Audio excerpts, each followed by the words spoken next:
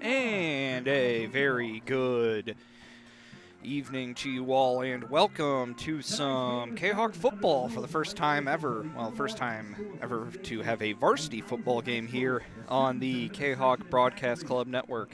My name is Zach Roseman. Glad that you're here with us on a Friday night in late October, week 9 of the high school football season, final game of the year for your Collinsville Kahawks as they are set to take on the Triad Knights.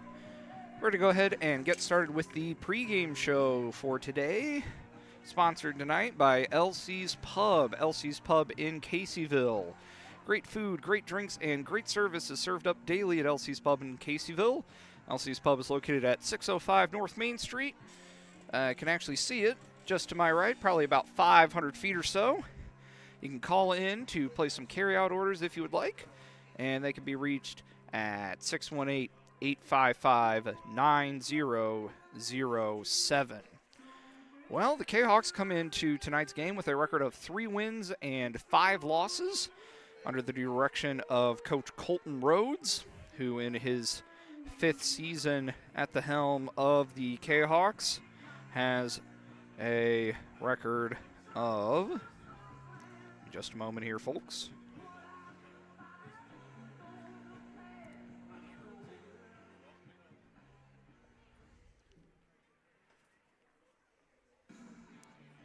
Bear with me. Could have had this pulled up before, but anyway.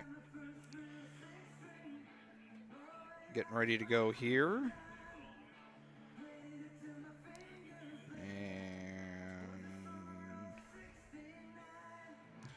Yeah, for Coach Rhodes, this is his 5th season, like I said, and he has a record of 31 and 19 in those 4 years and some change.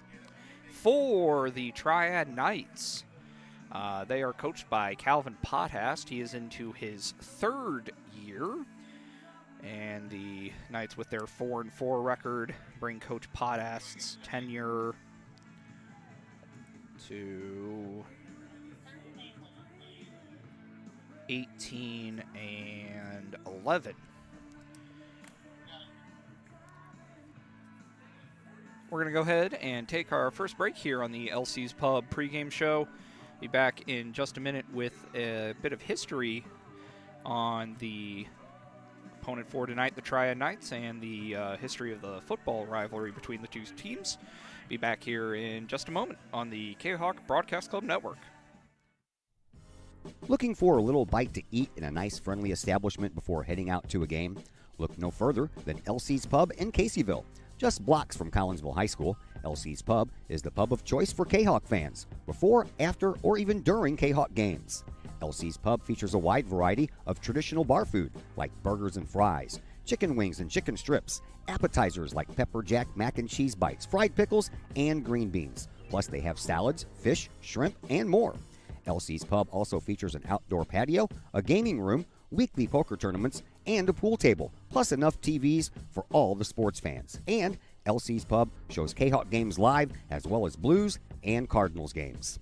LC's Pub, 605 North Main Street in Caseyville, right across the intersection from All Pro Tees. Call for carry-out orders at 618-855-9007 and on Facebook at LC's Pub. LC's Pub, Kahawk fans' pub of choice. Are you a collector of sports trading cards and other sports memorabilia? Then you need to check out Rippin' Rookies Cards and Collectibles in Collinsville. Rippin' Rookies specializes in sports cards from all the major sports, MLB, NBA, NFL, plus Star Wars cards and more. Rippin' Rookies buys, sells, and trades cards and other memorabilia, and they have a large selection of single and graded cards. Walk-ins at Rippin' Rookies are welcome, or you can set up an appointment for large collections at sales@rippinrookies.com. Rippin' Rookies, 102 East Clay Street in the Old Herald Complex. Open Monday through Friday, 5 p.m. to 8 p.m., Saturdays, 10 a.m. to 6 p.m., Sundays, 11 a.m. to 5 p.m. Rippin' Rookies, Collinsville sports card and memorabilia destination. Hi, Purple and White fans. This is Dan Mode, class of 1989. I'm with New American Funding. Myself and New American Funding are proud sponsors of Kahok Athletics. As we have great coaches at CHS on all the courts, fields, and tracks, we like to coach you through the home buying process and refinance process. If there's ever anything we can do, I can be reached at 618-973-5343 or www.danmodeloans.com. Let's support our student athletes at CHS. They deserve the best. Thank you for your time, and go Kahawks.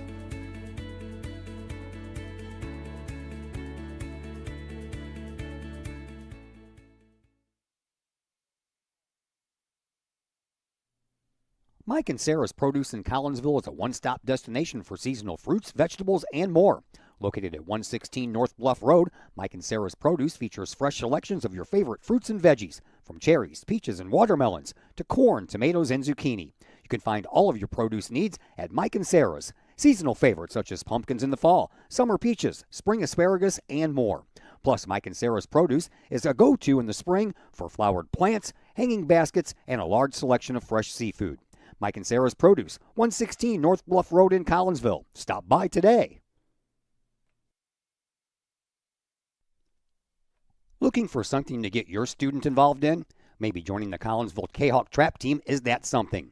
Created in 2017, the Collinsville Kahok Trap Team has joined a long line of area schools in one of the fastest growing and safest sports in the country. Trap shooting is a fun, team-oriented outdoor sport that offers friendship, competition, and teamwork, all in a safe and fun environment that encourages students to be part of a team in which they will learn valuable skills and are encouraged to engage in community involvement through volunteering and mentoring. If Collinsville Trap sounds like something your student would be interested in, call Collinsville Trap at 618-795-9893 or visit Collinsville Kahok Trap on Facebook, 618-795-9893. Looking for a little bite to eat in a nice, friendly establishment before heading out to a game? Look no further than LC's Pub in Caseyville. Just blocks from Collinsville High School, LC's Pub is the pub of choice for Kahawk fans, before, after, or even during Kahawk games. LC's Pub features a wide variety of traditional bar food like burgers and fries, chicken wings and chicken strips, appetizers like pepper jack mac and cheese bites, fried pickles, and green beans. Plus they have salads, fish, shrimp, and more. LC's Pub also features an outdoor patio, a gaming room, weekly poker tournaments, and a pool table, plus enough TVs for all the sports fans. And LC's Pub shows Kahawk games live as well as Blues and Cardinals games. LC's Pub, 605 North Main Street in Caseyville, right across the intersection from All Pro Tees. Call for carry-out orders at 618-855-9007 and on Facebook at LC's Pub. LC's Pub, Kahawk fans' pub of choice.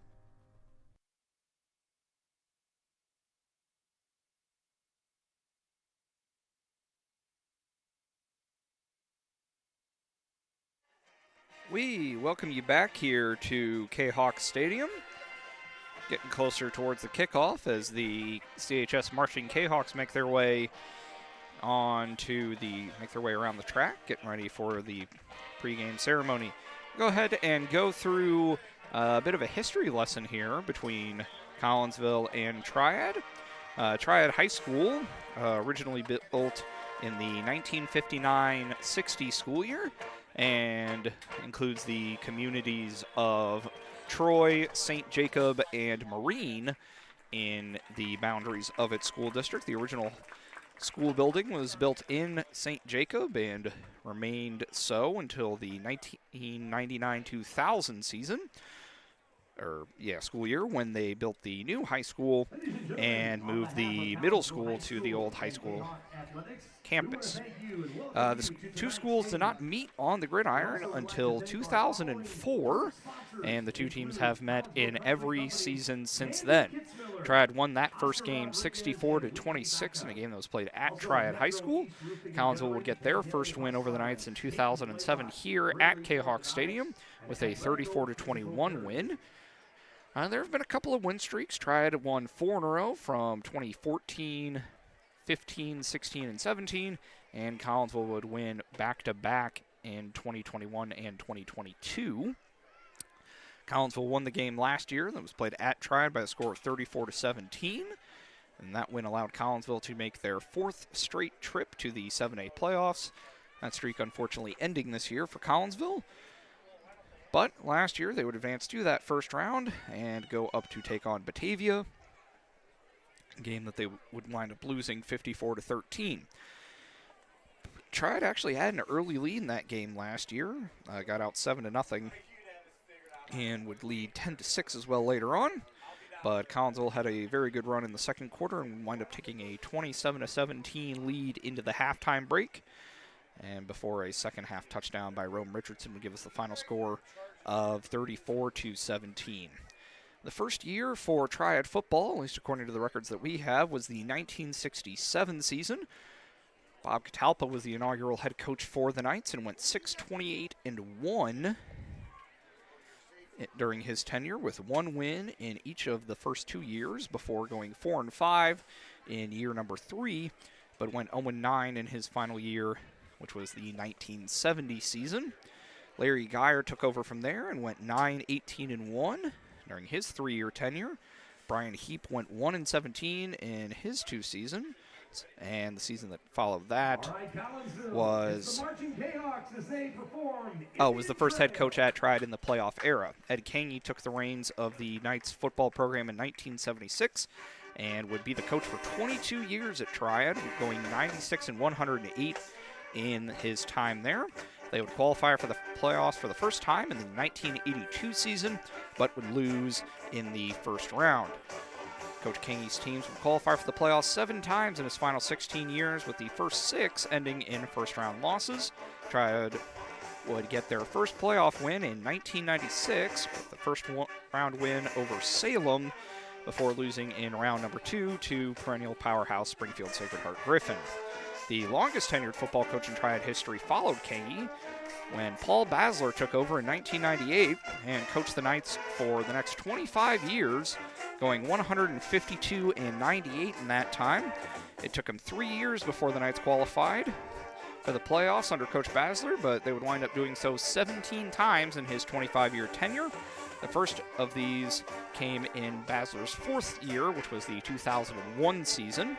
Triad went 9-3 that year and would advance all the way to the quarterfinals before losing to Morris.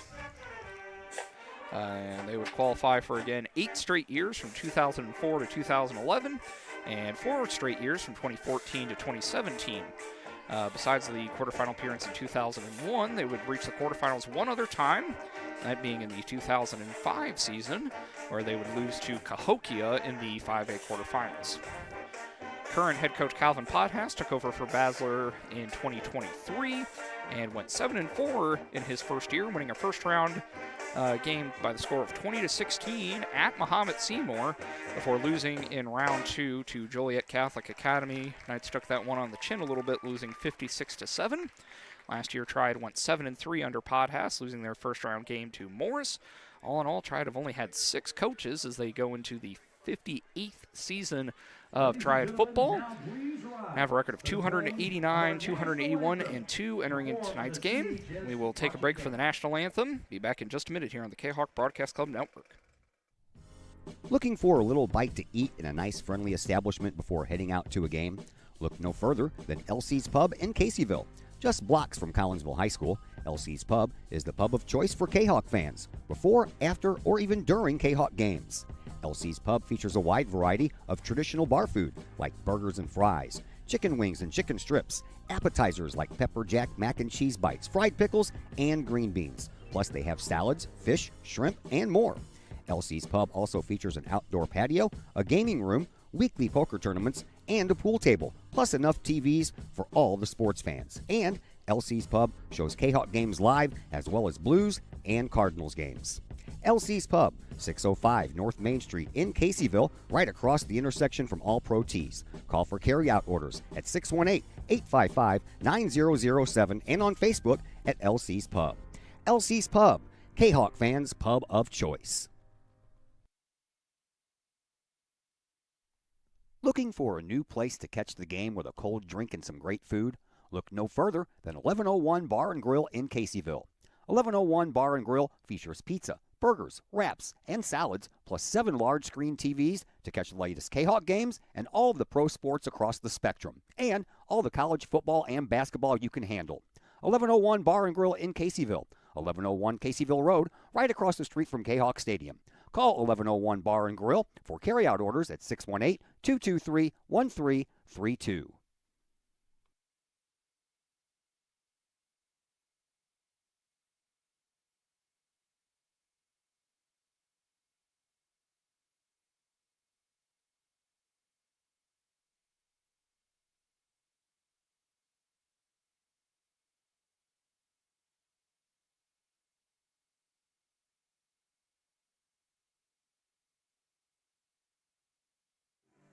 We welcome you back here to the broadcast booth at Kahok Stadium. Zach Roseman here with you. Be joined by Dr. Chris McCluskey here in just a bit. Just a couple minutes away from kickoff now. Temperatures currently at 56 degrees. Could get down to about 52 tonight here on Pink Out Night for Week 9. Triad making their way out onto the field now in their black helmets, white jerseys with red numbers and black trim and black pants. The Kahawks, once they make their way out onto the field, will be in all purple. It's Pink Out Night, as I said. Triad student section out in full force, as it typically is for this local rivalry, as they meet for the 22nd time in a row. All-time series is in favor of Triad by the score of 14-7. Kahawks looking to close that gap by one more tally here and spoil Triad potentially being able to get into the playoffs. With a win tonight, the Knights would end the regular season at 5-4, which would probably get them in. Collinsville looking to play spoilers and have both teams end their seasons at 4-5.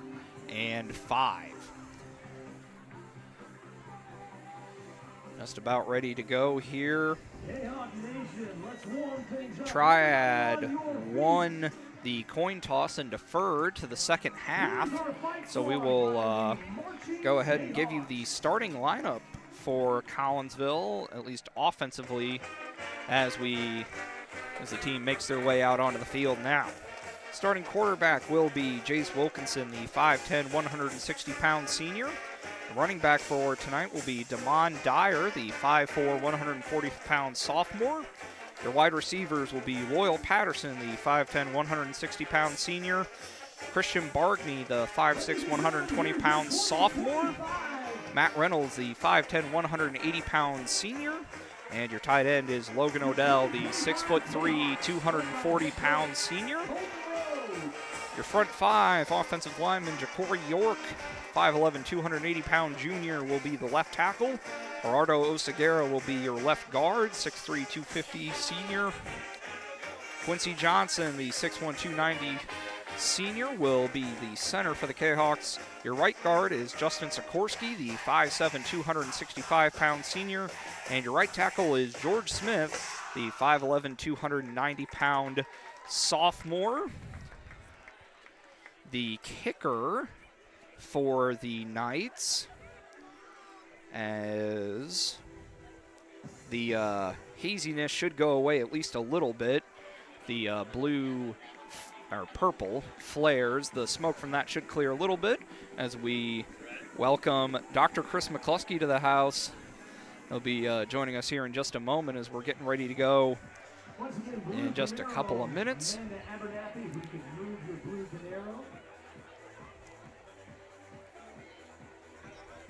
Getting ready to go here in just a moment.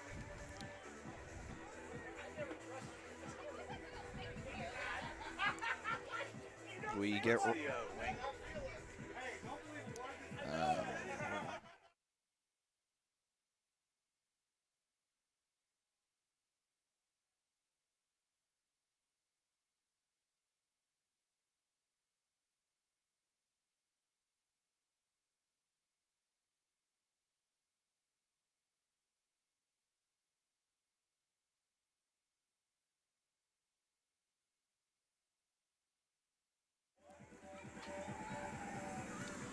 just about ready to go here Looks like the kicker for Triad as we bring in Dr. McCluskey. How are you, Doc? Mr. Roseman, thanks for having me on air. I'm excited to share the broadcast with you this evening, my friend, for this final Kahok performance here at Kahok Stadium for this season. Yep. Turn around, let's take our picture, brother. Yeah. You look better than Todd anyway. There you go. All right. It'll be Brock Becker to do the kicking off for the Knights. Becker, a 5'7", 142-pound sophomore, listed as a wide receiver. One observation that we noticed looking at the roster is that this is a very sophomore-heavy Triad team. Know that the starting quarterback is a sophomore, so pretty young group for the Knights. And well, you know, Collinsville's pretty young too, right? Yeah. And they've competed well this year. Unfortunately, they come up short in the Althoff-Marion game, and so not playoff eligible, but one thing to take note of, and this is just the competitor in me, so forgive me. All right. If Collinsville wins tonight, I think we wreck Triad's playoff hopes, right? Yes, that is something, as mentioned earlier. If we lose, I'll be happy they make the playoffs. If we win, I'll be happy we ruined it. There you go. We'll go with a short kick, and that deflects off of Lazarion Stewart. Kahawks able to pick it up and are eventually able to bring the Knights down just outside the 10-yard line, call it about the 12. Nolan Abernathy wound up recovering that one. Yeah, our second level back tried to catch that ball, couldn't get it, so it took us a while to gain possession, and Triad had great coverage. They've got a great crowd here tonight, and they came alive, pinning Collinsville back. Where are we at here? On our own 12-yard line to start this game. Beautiful night, though, here under the lights at Kahok Stadium, huh? Yeah, temperatures in the mid-50s. Definitely feels like fall. Kahawks will go 5 wide to start things out here. Jace Wilkinson is the quarterback. He'll line up in shotgun. Take the snap, drop back to pass, and the pass is complete to Matt Reynolds. And he'll make his way up just across the 20-yard line. It'll be pretty good gain, give him about 8 yards. It'll be second down for the Kahawks. Yeah, great ball from senior quarterback Chase Wilkinson out to senior leader.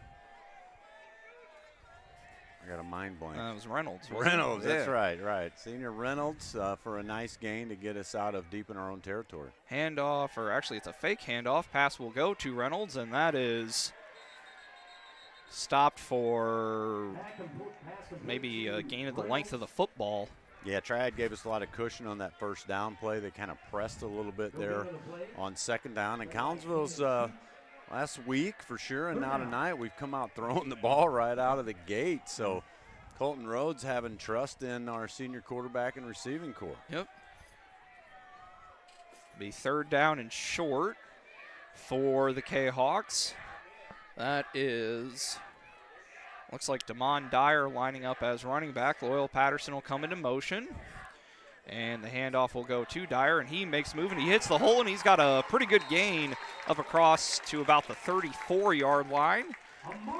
Pretty good gain there for, actually, is that Harper? Yeah, that's number 28. Yeah, I'll tell you what, Harper. I love the way he runs the football, Zach. He reminds me of Amon Hardy from Mizzou, and I think if we keep the ball in Harper's hands to keep Triad's backs honest, we'll have a lot of success on the offensive side of the football. Go 3 wide receivers with the tight end. Patterson over here on this side, 2 on the other. Harper will remain in the game as the running back. Snap from Wilkinson, and he will look to make his way forward and will be brought down after making it back to hopefully about the line of scrimmage. Yeah, it was either a busted play or a designed run for Wilkinson, and he took his time and tried to find a hole, but Triad's defensive line and linebacking core came to the rescue and stopped Collinsville for no gain. Yeah, Triad, not the biggest defensive line, but pound for pound, one of the stronger front sevens that Collinsville will have seen so far this year. Wilkinson will drop back to pass here on second down. He's got the opportunity. We'll go with a quick pass. It is complete to Loyal Patterson. He breaks the tackle and will make his way out of bounds at the Knights' 44-yard line. Boy, what a throw on the run by Wilkinson to Patterson. Patterson was covered. He makes the catch and makes a quick spin move and really leaves Triad's defensive back in the dust to gain an extra, 10 yards after the catch? Yeah, pretty good gain there. Kahawks will go fairly quickly. They'll split Odell out wide into the slot. Now bring Logan in motion. And it'll be a handoff to, that is Lazarion Stewart. And Lazarion does a good job fighting his way forward. Gets up across the 40-yard line. Be a gain of about 6 on the play. It'll be 2nd and 4. Kahawks move the ball pretty well here on their opening drive. Man, I'll tell you what, I love the play calling by the Kahawk coaching staff here, mixing it up with pass run, keeping Triad guessing. And Collinsville showing some grit on the offensive line and moving the football. You're right. Wilkinson will drop back to pass. Pressure coming, flushed out of the pocket. And Wilkinson will throw it and able to complete it to Reynolds. He makes his way across into the middle of the field and works his way forward and will be down at about the 16-yard line, gain of about 22 yards. Nice after the catch run there by Reynolds. I was just getting ready to say mature move by Wilkinson throwing the ball out of bounds on the run, but apparently he saw Reynolds. Those guys have great chemistry, don't they? And he left that ball just shy of the sideline, and Reynolds comes back to make the catch for an awesome game for your Kahawks. They are on the move. Yep. Definitely moving it. It'll be 3 wide receivers. Odell in tight on the near side of the line. And Wilkinson will fake the handoff, pass to Reynolds again, and he is stopped short there at about the 5-yard line. Nice tackle made by Jacob Odell, senior defensive back. Yeah, nice tackle by Jacob Odell. I played golf with his dad last Sunday. If you're out there listening, nice play to Neil's son, Jacob. All right. That takes some guts coming across the middle and catching that ball out of Reynolds, doesn't it? Here comes Stewart. Yep, handoff goes to Stewart, and Lazarion is stopped, and we'll see, call it, give him enough for the first down. Real close to the first down on that carry. Yeah, not sure, but again, good pursuit by the Triad defense. Yep, Keegan Sipe in there on the tackle, and they will give him a first down, just enough. Did not have very much to gain anyway, so it'll be 1st and goal from about the 6 here for the Kahawks. Stewart lined up in the backfield, and the handoff will go to him. He works his way forward and is in for a touchdown. Boy, once again, I love the way our running backs run the football. And in a game where Triad's defensive line has had success, Collinsville really just got down and dirty and paved the way for a Kahawk touchdown to put us up 6-0 with 6:45 left here in the first quarter at Kahawk Stadium. And nice run there from Stewart. 6-yard run for the junior running back. Matt Reynolds will look to convert the extra point. He's done pretty well on that this year. Jace Wilkinson with the hold. Snap is good. Kick is no good. Was it blocked?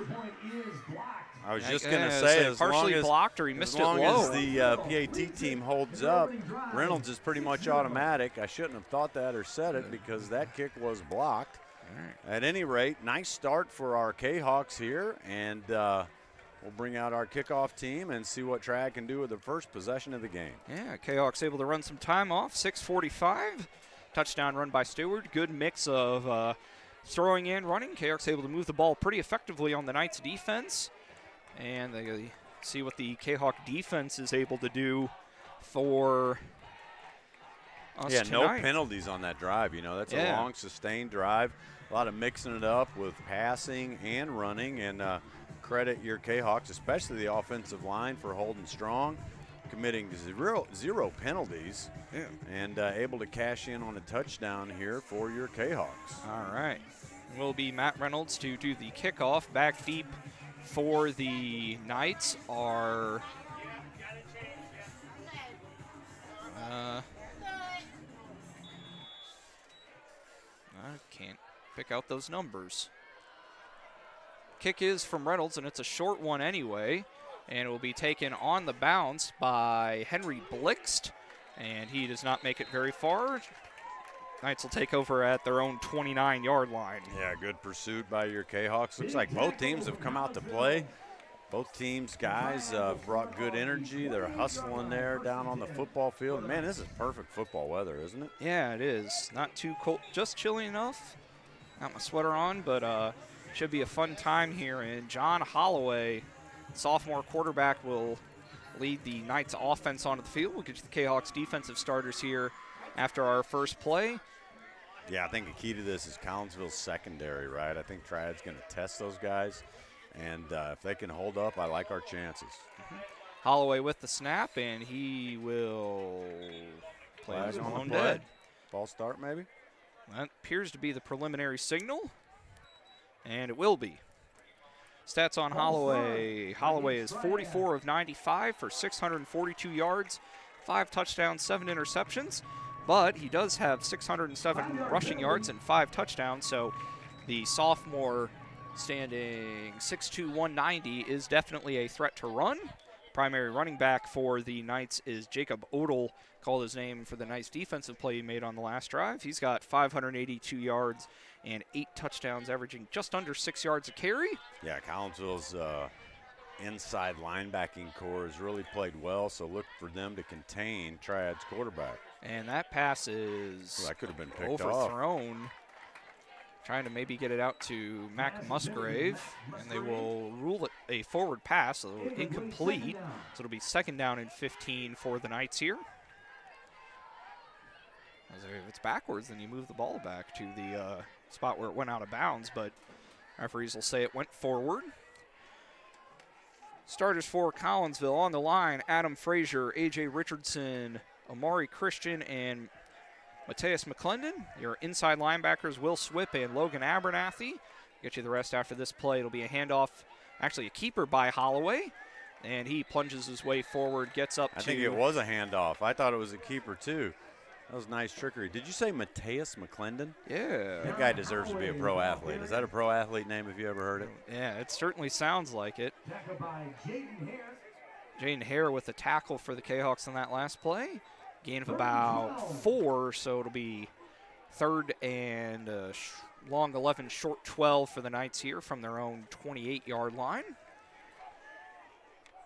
Rest of the starters: John Thomas, and then your back 4, Hakeem Muhammad, DeAndre Brown, Loyal Patterson, and Anthony Brown.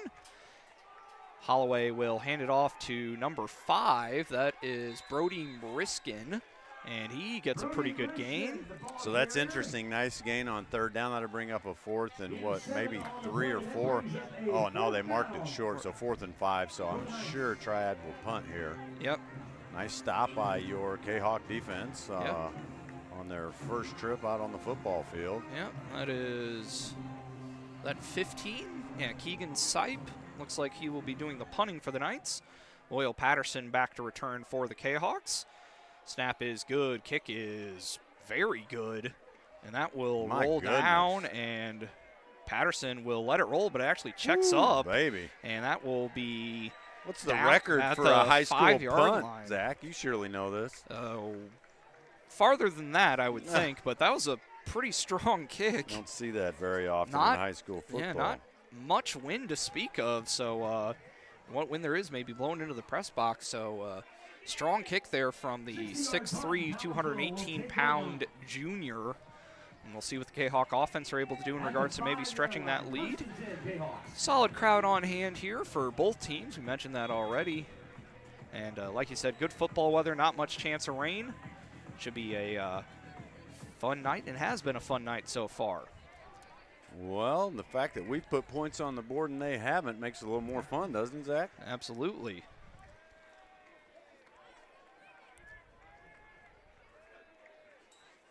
Handoff will go to, I believe that was Stewart. He's still up. Look and at him. He He stays fights, upright and fights forward after being stopped in the backfield, able to pick up about 2 yards on the play. Keeps those legs pumping. I'll tell you what, at this, position in the football field, pinned deep in your own territory, the difference of being on your 4-yard line and your 8 or 9 yard line, wherever they are. I think 8.5 is a huge difference. Yep, certainly helps. Stewart will remain in the game. Patterson split out here as a wide receiver, 2 wide receivers on the other side. Odell in as a tight end. Wilkinson will bring Reynolds into motion and will hand it off to Matt. He's got pretty good blocking, maybe cut it up a little too soon, and he will be stopped pretty much at the line of scrimmage, so that'll make it 3rd down and about 7 for the Kahawks. Yeah, again, that was good pursuit by Triad's defense. Looked like number 70, Austin Zarzak, a 6'1", 297, oh my, pound junior for Triad, led the way on that. Yeah, got him down there playing the nose. Well, not really the nose, with a 4-man front, but one of the defensive tackles for the Knights. Able to show some nice pursuit and good pursuit from the linebackers. It seems like every year Triad's got a good linebacking core. They certainly do. And they're well coached. Wilkinson will drop back to pass, and he will look to throw it deep. And the pass is incomplete, intended for Reynolds. Coverage in there coming from Cannon Sipe. That was a good ball. Reynolds went up in the air. It looked like the ball went right through his hands. Tough catch being up in the air, but, man, I'd like seeing him haul that in. Collinsville really relying on Reynolds tonight, but that's going to bring up I would say an obvious punting situation, but with Coach Colton Rhodes, as we know, you never know, right? Yeah. Love his aggressiveness. Yeah, looks like this is the sort of punting formation. Triad do have a man back. We'll see. And yeah, now we Jace start will close, but Jace goes backwards, and he's going to kick this football. And he kicks it high. Actually winds up carrying a pretty good weight, and that hit. Wait, that's we have a flag on the. That hit a dead ball. What's yeah, the rule? It was like hit that our hit guy in the back. Yeah, that should be dead at the spot where it hit Loyal. I know most of the football rules, but he didn't touch it on purpose. It hit him in the back, but I think any contact means a dead ball, right? I think so. We'll see what the flag's We need to ask Chris Kettler the ruling on that. Yeah, it's like it. Chris, is that a dead ball if it hits our guy in the back? Or does he have to touch it on purpose? They called fair catch interference. Oh, fair catch interference. Or kick catch interference, which is. Oh, that's not good. Yeah. And is that a 15-yard penalty? Courtesy Chris Kettler, he says we do not have to touch the ball on purpose. That would have been a dead ball. Yeah. But fair catch interference, which I guess I was more focused on the ball. I don't know if he made physical contact with the receiver or not. It was not a 15-yard penalty, I don't think, was it? No, maybe 10. I don't know. All right, but the Knights will set up. Holloway lines up in shotgun, and he will hand it off to Odell this time, and he breaks his way forward and gets a pretty good gain up across the 15-yard line. It'll be pretty close to a 1st down on the play. Looks like it'll be marked just about a yard short. We mentioned tough running by Collinsville's running back, and that was a nice, strong run by Triad's Jacob Odell. He's a 5'10", 190-pound senior, and he fought his way to some solid yardage. So now we have Triad knocking on Collinsville's door all of a sudden. Yep. Able to make that defensive stop, and now we'll see what the Knights are able to do. They'll go 2 backs here, and now motion the man out to more of a tight end role, and the handoff will go to Mariskin again, and a nice open field tackle made there by Loyal Patterson. Will be a 1st down, gain of about 4 on the play. Loyal Patterson saved a touchdown there, little extracurriculars after the play with, I'm not sure the number there of Triad's player. That's a large young man, though. Got to be a tight end, right? I think so. Looks like cooler heads have prevailed. Will be 1st down for the Knights. I'll bring Mariskin in as the running back again. And they will shift the tight ends to either side. Handoff will go to Mariskin, and he breaks his way forward and be brought down at about the 2-yard line. Tackle made there by Anthony Brown, stepping up from his safety role to make the tackle on that one, but it will be 1st and goal from about the 2 for the Knights. And it looks like both teams will kind of go with heavier sets to Corey York, but we have a flag on the play. And it looks like it's against Triad. Ooh, that's a gift for your K-Hawks. Not sure. And it'll be a procedure call. So it'll be repeat first down, so that play does not count. So it'll be 1st and 15. Boy, your K-Hawk defense could really stand to capitalize on that gift, right? All right. But, of course, at this point, Triad, in addition to having good linebackers, it seems like every year they've got a pretty good kicker. So field goal certainly a possibility for the Knights, possibly. I'd like to hold them to an attempt. All right. Holloway with a bit of an awkward snap, handing it to, I think that was Odell again, and he is still up, but the play will be blown dead after a loss of about a yard on the play. Yeah, big senior Will Swift, 510, 190-pounder for Collinsville, I think shot the gap and put it into Triad's hopes and dreams on positive yardage for that play. So that'll bring up 2nd and, a long 15? What are they, 18? 17 they'll call it. As first 17. quarter, less than a minute to go already. Moving pretty quickly. Quick game here. Big shout out to Ty Duke on the road. Hopefully he's listening. I think he's at his grandkids' football game. Is that right?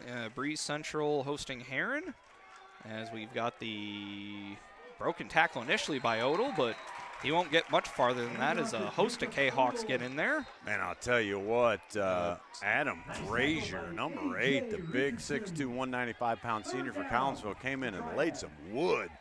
And Odell will remember that hit, and he allowed his linebackers to come in and clean up the mess on that. So they're going to let the clock run out. I'm assuming we're going to take a commercial. Is that true? Yes, we will. All right, 6-0 K-Hawks after 1. First quarter taking just 21 minutes. Making pretty good time here. We'll be back in just a bit on the K-Hawk Broadcast Club Network. Keep your ride shiny and clean with Extreme Details Vehicle Detailing in Collinsville. Owner Jay Merkel and his crew at Extreme Details believe in the value of community and in helping their community hold the value of their vehicles with a sharp-looking, clean ride that you and your community can be proud of. Extreme Details can handle any job, whether you drive a small car, an SUV, or even a bus or RV. No job is too big or too small at Extreme Details. Extreme Details offers scratch and oxidation removal, no matter what you drive: cars, trucks, motorcycles, boats, and more. Plus, Extreme Details can handle fleet vehicles for you and your company. Call Jay and the gang at Extreme Details at 618-977-1224. Check for periodic specials on the Extreme Details Facebook page. Put the shine in your ride with Extreme Details, 618-977-1224.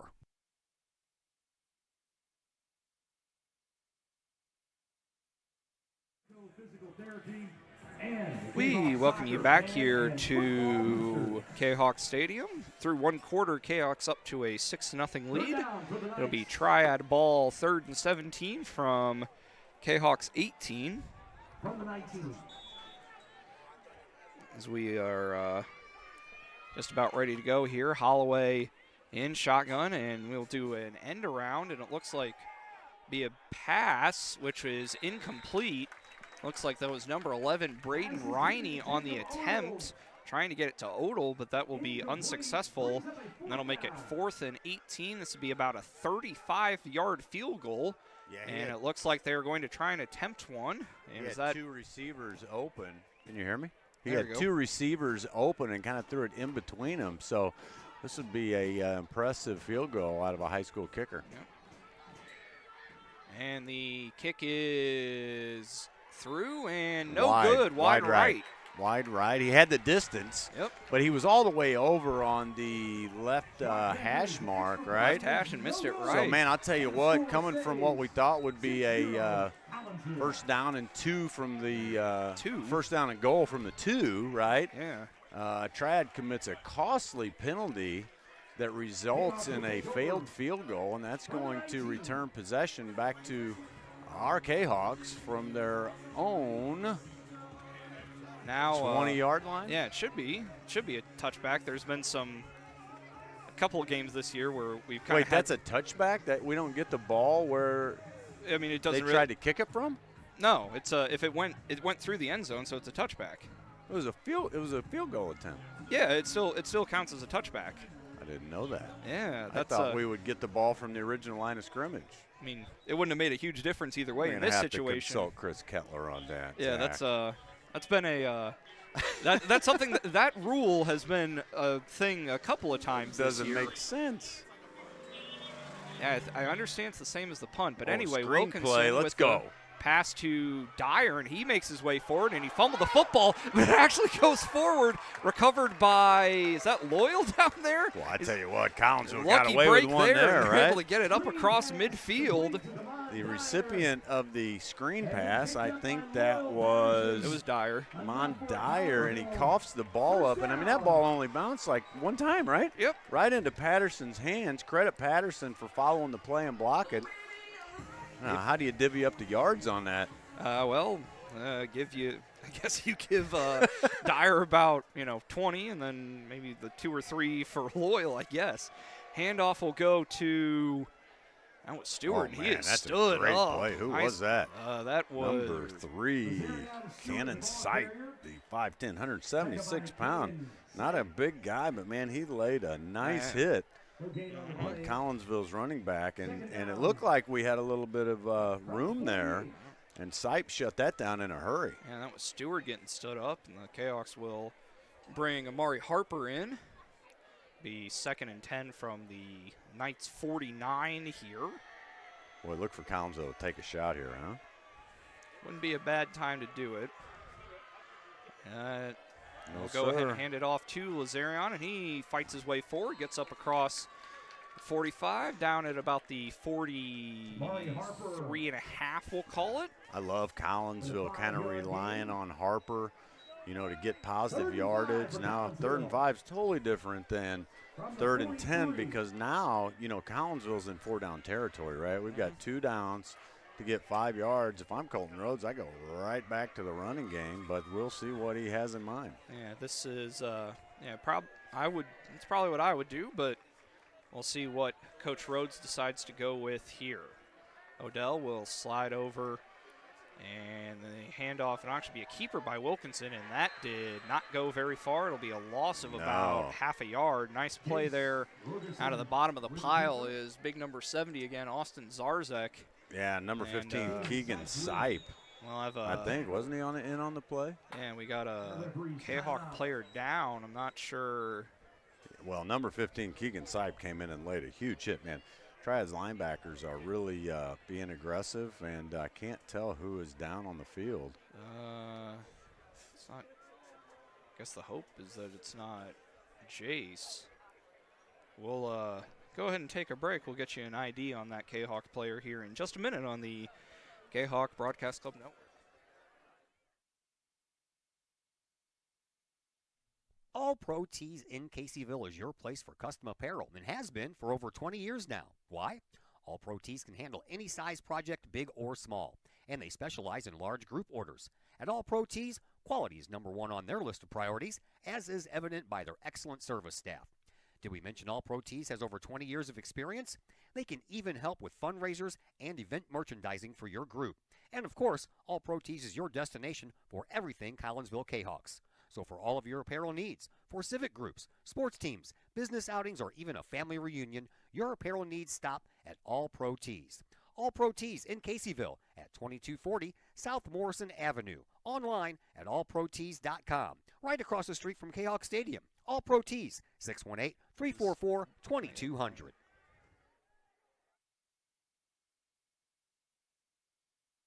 All right, we welcome you back here to Kahawk Stadium. Zach Roseman and Dr. Chris McCluskey with you. That was Jace Wilkinson able to make his way off the field under his own power, but a bit gingerly. Yeah, it was good to see. He didn't move for a while, but he set up on his own. It looks like a possible knee or an ankle. He's going to get some attention from Collinsville's training staff. And now that'll bring in who? LaShawn Wright, the sophomore, 5'8", 160. And they're going to let him pass, and actually he'll go ahead and tuck it and run, working more laterally, and that will be stood up. And a big swing tackle there made by 13. Yeah, he was a little hesitant. He got slung down. I do want to credit number 21, Mason Priest, out of Triad. he helped our sophomore quarterback up, showing a sign of good sportsmanship. That'll be a turnover on downs. Yep. That'll be, it was 4th down, so Triad will take over right at midfield pretty much. Tall order to bring a sophomore quarterback in. You could tell when he got the ball, he was very hesitant. So if Wilkinson continues to be on the sideline, he's up walking off the table now, so I think you're going to see Wilkinson again. But if Wright needs to play, he's going to have to gain some confidence in a hurry. LaShawn, 3 of 5 for 6 yards on the year, so he has gotten in, albeit very sparingly. We'll see if he is needed anymore. Knights offense will make their way out onto the field. In motion is Howell, and Holloway will drop back to pass, and nice pressure there by Mateus McClendon. Pass intended for Jaden Howell. That'll be 2nd down and 10 for the Knights. Yeah, you credit McClendon for breaking that up because the receiver was open out here near side on the short side of the field. McClendon pressured the quarterback and actually put him on his back. Yeah. So he ruined the 1st down there for Triad. So Triad will come back at you with a 2nd and 10 from right at the 50-yard line. Mm-hmm. Kind of a 3 wide with a tight end and man in motion. And Holloway, I think that was a bit of a busted play. He'll try and do what he can and actually gets a pretty good gain up across the 45. Gets about 5.5 yards. Yeah, fumbled snap. He was hit at the line of scrimmage by Collinsville's Logan Abernathy, but he kept his legs pumping and ended up turning nothing into something. And you would think that Triad would be in 4-down territory here, wouldn't you? Yeah, probably at this particular spot on the field. Probably a little too far to try a field goal, but a little too far? Yeah, probably about 15, 20 yards or so now that I really think about it. But it'll be 3rd down and 4.5 or so for the Knights. We'll see what Triad want to do here, and it'll be a handoff to, that is Briskin again, and he's able to pick up about 15 yards down to just short of the 30. Yeah, they ran off tackle to the short side of the field. They had all kinds of running room. They pulled the opposite side guard, and Collinsville was just, I don't know if our linebackers guessed wrong or got pinned inside, but Triad, you could have driven a Mack truck through that hole here on the short side of the field. Mm-hmm. Be 1st and 10 for the Knights here. No score, 8:05 to go here in our 2nd quarter of play. John Holloway will line up in shotgun. And it looks like they might be trying to do the same thing. And they faked the end around, but the handoff did go to, I think that was Odell? It was Odell that time, and he's able to get across the 30, gets about 2 yards. So yeah, they have 2 or 3 lead blockers here in the backfield. It's an interesting formation. Yeah, it's Collinsville read at that time, and they weren't going to fall for it again. So credit the defense for making an adjustment on the fly, reading Triad's formation.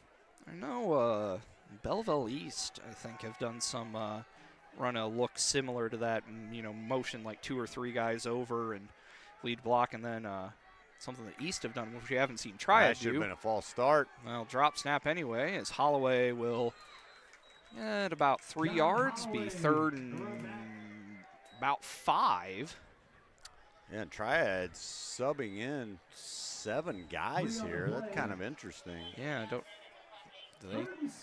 Probably like their goal line formation, maybe.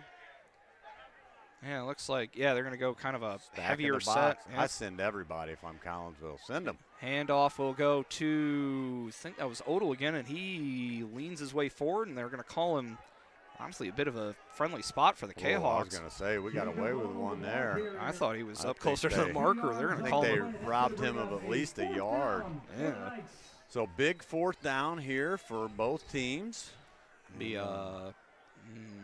24 would be about a 40-yard field goal. Looks like Triad are going to go for it. This is just old school, my guy versus your guy. Let's see who wins here. That's it. Handoff is from Braden Riney, who comes into the game, and Odell working his way forward. I don't know. Depends on the spot. My initial They're impression gonna give it to him. Yeah, initial impression is that he got enough. We'll see where they wind up spotting the forward progress, because the pile got pushed back. think he knew that he robbed him on this. Oh, I don't know. He just marked it behind the marker. Boy, it's going to be, they're going to have to measure this. Yeah, this is close. And they are going to call it a first down, which I think is correct. Agree. Yeah. Well, and based on the after poor the spot, the last, the last play, Triad definitely earned that first down. So they're going to be in business here, knocking on Collinsville's door in Collinsville territory here, heading to the south end zone. Yep. You're going to have 1st and 10 from Collinsville's 21-yard line. Yep. Looks like they're going to stick with this heavier set here. Well, their offensive line's winning the battle at the line of scrimmage, so why abandon it? Yep. Holloway with the snap, and the handoff will go to Odell again, but that one's stopped for no gain or a loss of 1 as Odell with a little bit of a shove after. Adam Frazier, first man in on the tackle for the Kahawks, and actually call that a loss of a yard. Yeah, number 72, Ja'Cory York, played a solid hand in that. Now here comes Triad. Man, they're subbing out 4, 5, 6 guys every play, so I think they're looking to try to wear Collinsville's defensive line down. They're just running the ball, right? Yep. Subbing out linemen every play. So, given that, Collinsville needs to get their defense off the field, right? All right. And have our offense have some sustained drives. Yep. Motion, handoff is to Odell, and he's able to make his way forward, breaks the tackle, and will make his way in for a touchdown. 23-yard run for Jacob Odell. Yeah, great run by Odell. He was stopped at with about a 5-yard gain. He got first contact, kept his legs pumping, and ended up hitting pay dirt for Triad here with 4:30 left. That'll tie the game at 6-6. Yep, and we'll see, I would assume Becker again make his way out for the extra point. Snap is good. Kick is, we got a whole bunch of flags. Another flag coming in late. Is chipping us out there. Some guys talking back and forth. We need to knock that off here. Too early in the game for that. Now, I will say that kick, I think is good. Went to all-pro tees. Yep, so it is 7-6 Triad, and then we'll see what all gets enforced here against Collinsville.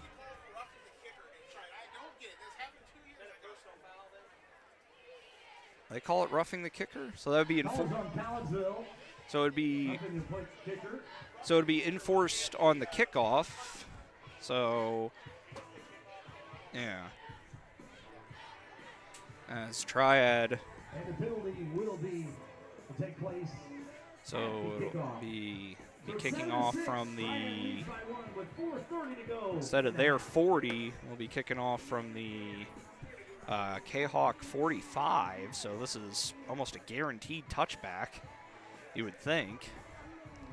Unless you try and pooch it on. What happens unless they try to pin us deep, Try and play it to the corner.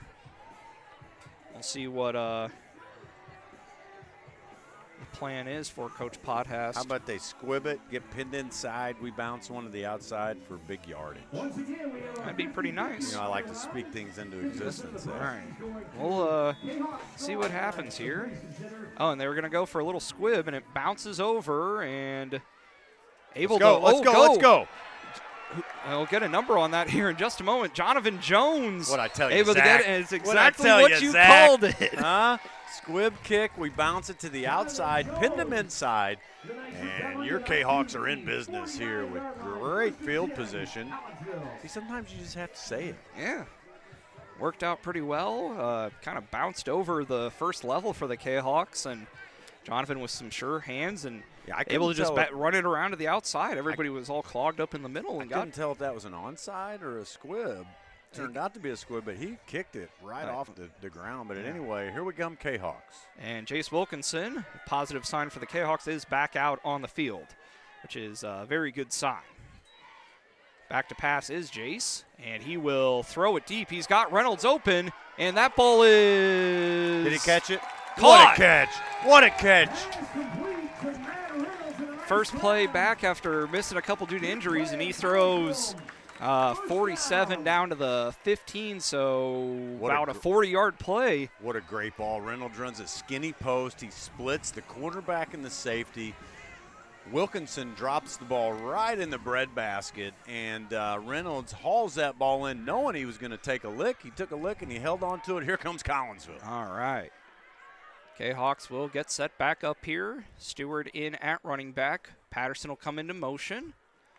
And the handoff will go to Lazarion, and he hits the hole, but gets stopped after a modest gain. Give him about 3-4 yards, we'll call it. Yeah, you can count on Stewart to get positive yardage. I mean, I think he got first contact right at the line of scrimmage, but he ended up gaining, 4 yards, I guess, a long, 3 short 3.5, we'll say. Sure. And Jayhawks with a pretty good field position here. Not a ton of time to work with, but be nice to burn it and score before giving the ball back. Do have all 3 timeouts, so do Triad. We'll see how patient either team wants to be here. Odell will come into motion, and the handoff will go to Stewart again, and he fights his way forward again and gets up to about the 11. Be a gain of about 2.5, and then I'll make it 3rd and about 5 for the Jayhawks. Yeah, he went off tackle, thought about bouncing it outside, but turned it upfield, and once again, Triad's linebacking core kind of comes to the save the day. It's been tough. You know, Stewart gets past their first level. He just hasn't been able to get past the second level of Triad yet tonight. Jayhawks will get set up here, 3rd and 5 from the 11, 2.5 to go here in our first half of play. Wilkinson back to pass and trying to find Stewart out on about a 5-yard out, and the pass is incomplete. Yeah, he had the receiver open, but he just overthrew him a little bit. He was pressured on the outside. And this is an interesting call from Colton Rhodes because Reynolds can make this kick, but it looks like Colton Rhodes is going to go for it here. Yeah, that. Interesting call. Looks like interesting call. I mean, even if you miss it, it doesn't really accomplish much. But I don't know. I can see the argument for it either way. But the Jayhawks will go for it. Man in motion, and they jumped. They jumped. Where's the flag? Everybody wants a flag. It sure looked like he broke the plane. Oh my! Had to have. He jumped a foot forward. Now we're going to take a timeout. That's crazy. Oh, now there's a flag from the back judge. Maybe. Oh, wait. Flag from the back judge. But he picked it up. Yeah, I don't know. Huh. It sure looked like he jumped offside. Collinsville goes with a hard count. It was a lineman that jumped, but I guess they say he didn't break the plane. The side judge says he didn't break the plane. And I cannot comment on that because we do not have the angle. Yeah. Even though it looked like it from here, doesn't matter at this point. Oh, Colton Rhodes is going to come out and ask. Hey, where? I mean, Coach Rhodes he's a lot closer than we are, and now the referee's going to come talk with him. All right.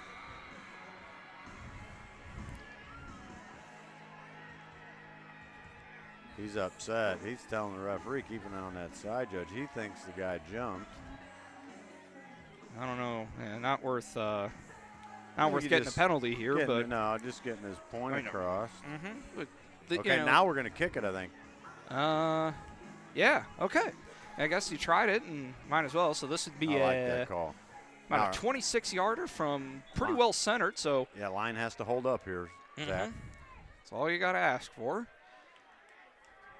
Snap is pretty good, and the kick from Reynolds looks pretty good to me, and it is good. Yes, sir. Love that call by Coach Colton Rhodes. Tries to get him to jump. I think they did. We didn't get it. Timeout. Kick the football. You've got Trusty Dusty, Matt Reynolds, and he splits the uprights to put Collinsville up 9-7 with 2:19 left here in the first half. All right. We'll go ahead and take a real quick break and be back for the kickoff here on the Kahok Broadcast Club Network. We love to have you come work for the city of Collinsville. We have many positions available, from seasonal jobs to full-time opportunities in many of our departments. From police and fire to Gateway Center, Parks and Recreation, and City Hall. Our employees enjoy great benefits like comprehensive medical plans, paid time off, tuition reimbursement, and more. Visit the city's website, collinsvilleil.org, to apply and learn more about working for the City of Collinsville.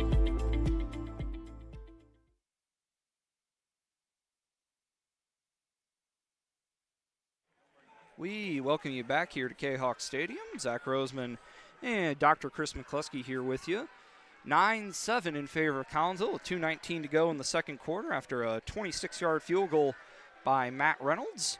And we'll see Matt go ahead and take the kickoff here now. Just kind of pops it up into the air. And it is collected there by number 3. We lost contain.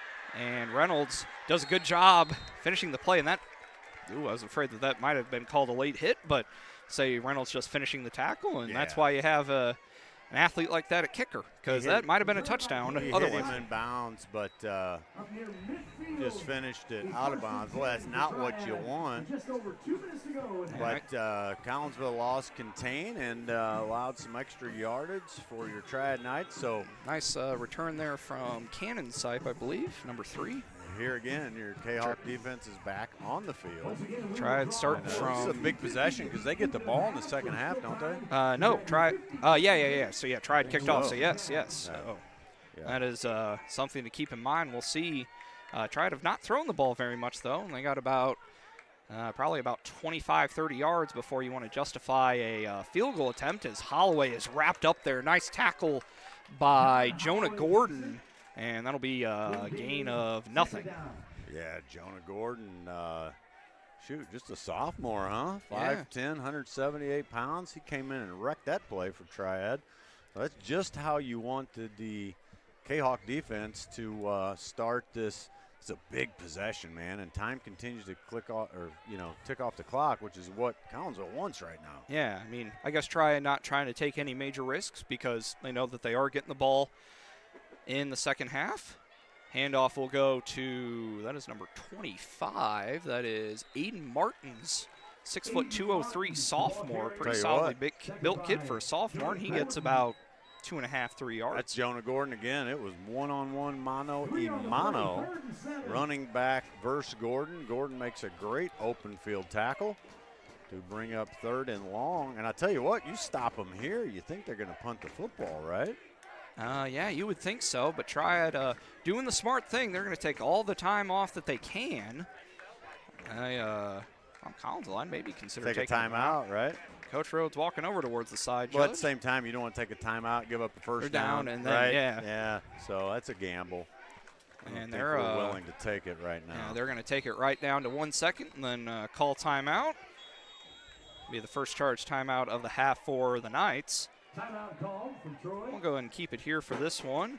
45 seconds left. Triad, I think, have one pass attempt all night, and we thought this would be an exciting matchup, right? Yeah. Teams are fairly evenly matched. Collinsville obviously throws the ball more, right? So we're exposing Triad's defensive backs. I think that, you'll see Collinsville make adjustments and kind of stack the box a little bit more like they have the last couple series.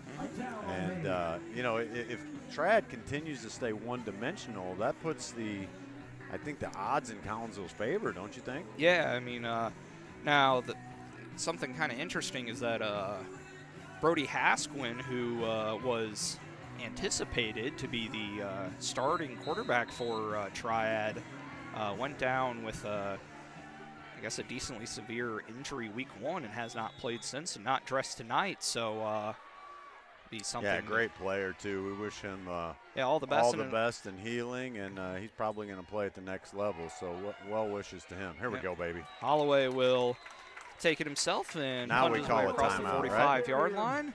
Call timeout or let it run out? Clock is still running at this point.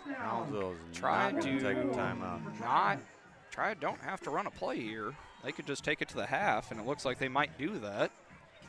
We'll see what the signal is. Triad in no real hurry, and it looks like that's what they're going to do. So your halftime score here at Kahok Stadium looks like it'll be 9-7 in favor of Collinsville.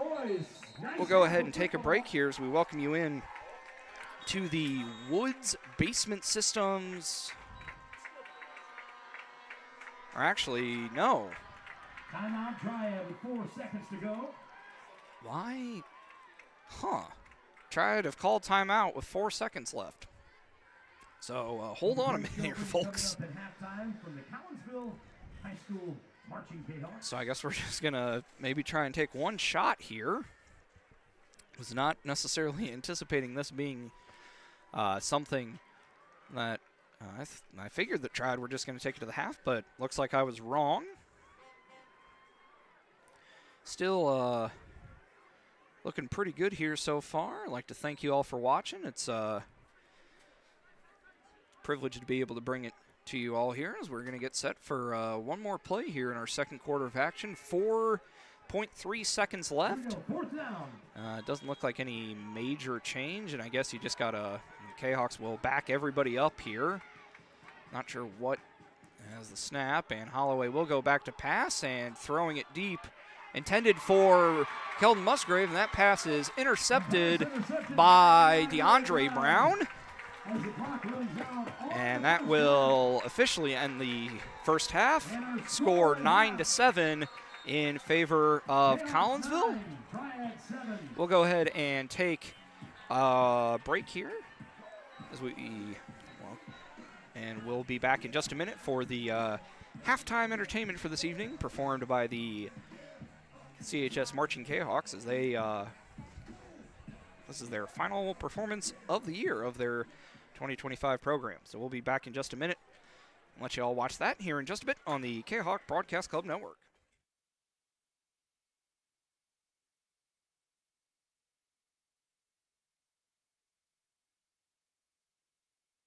Your home is where you feel happy, safe, and secure. So if you see signs of foundation problems like cracks or uneven floors, worrying is natural, and getting it fixed is crucial. Woods Basement Systems understands. We've been solving foundation worries since 1986. Woods experts have the training and equipment to make permanent repairs. So stop worrying, because with Woods, it's fixed forever. Foundation problems don't get better with time, they get better with Woods, the all things basement-y experts. Call or go to woodsbasementsystems.com today.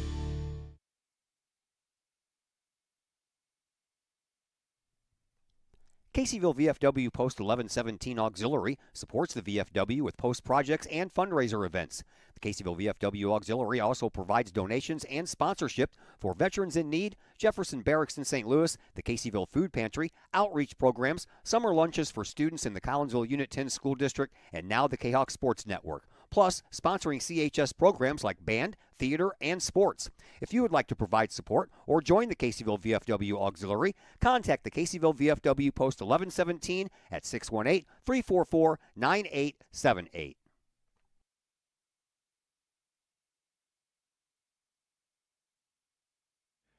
We welcome you back here to Kahawk Stadium. Going to be ready to go here in just a minute for the halftime show. The Collinsville High School Marching Kahawks perform their field show for the final time this year. Yeah, I'll let you all take a listen to that here in just a moment.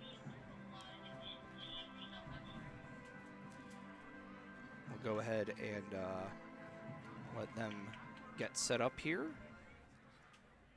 And yeah, we'll be back in a little bit otherwise for that, and then we'll have some out-of-town scores for you.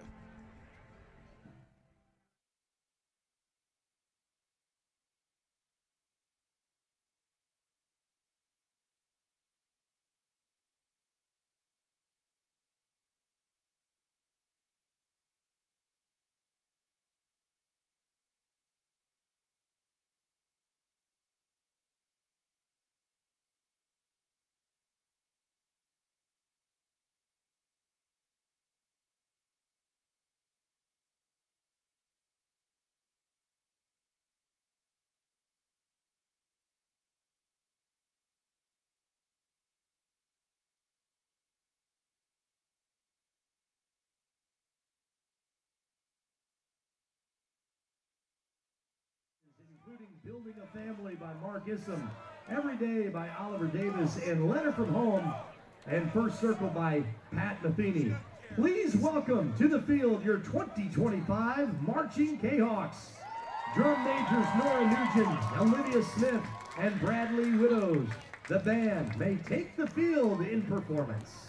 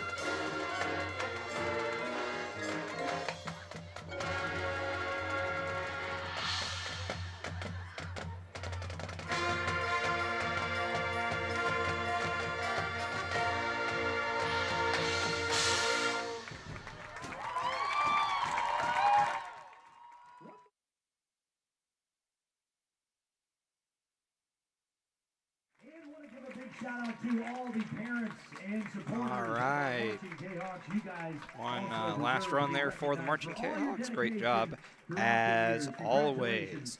We're going to transition now into the halftime show, brought to you by Woods Basement Systems. All things basementy. Woods Basement Systems been working to keep homes dry since 1986. If you need to get a hold of them, you can call at 618-708-4055. Some out-of-town scores for you. We've got Granite City trailing against Ottawa, Illinois by a score of 21-0. Heron trailing Bree Central 34-6. That is the game that Todd Duke is at. Mount Zion up over Mater Dei 22-0. Marion up against Mattoon 28-0. Chester leading Nashville 10-0. Belleville East are up 14-3 against Capital City, which is the school where friend of the network Matthew Clark has been helping out at. DeSmet are leading Edwardsville by a score of 21-9. Pana are up over Carlinville 28-6. Carterville are up 29-0 against Anna Jonesboro. Tolono Unity lead Mount Vernon 13-7. DeCoin are up 14-0 over Murfreesboro, and Benton lead Harrisburg 21-0. Your halftime stats for Collinsville. Your leading rusher is Lazarion Stewart. He's carried the ball 6 times for 20 yards and a touchdown. Amari Harper has 3 carries for 19 yards. Jace Wilkinson has been pretty darn efficient throwing the football. He is 7 of 9 for 115 yards. 5 of those passes complete to Matt Reynolds for 78 yards. For Triad, Again, half the money is going to Kahawks. John Holloway is 0 of 2 with an interception on the day. Most of the damage has been done on the ground. Holloway has carried the ball 5 times for 15 yards. Jacob Odell has carried the ball 8 times for 34 yards, and he does have the touchdown for the Knights. Brody Mriskin has carried the ball 3 times for 23 yards. Both teams have committed 2 penalties. Triad for 10 yards, Collinsville for 30. The Kahawks picked up 5 first downs compared to the Knights 3. We're going to go ahead and take one more break here on the Woods Basement Systems halftime show here on the Kahawk Broadcast Club Network. We'll be back in just a bit for second half action.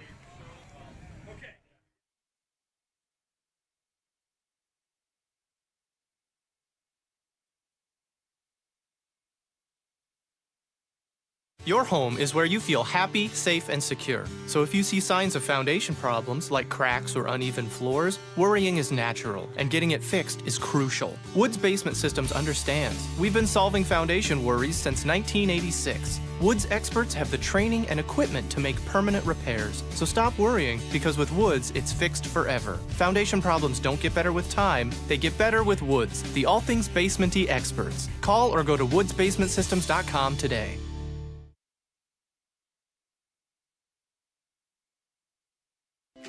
The Collinsville Area Community Foundation is our community's charitable foundation. We connect people, support programs, and guide resources to help our community thrive. Our board is made up of local leaders that donate their time and expertise to identify opportunities for long-term community impact in and around Collinsville. Find out more about scholarships, grants, and ways to give back to the city we love by visiting collinsvillefoundation.com.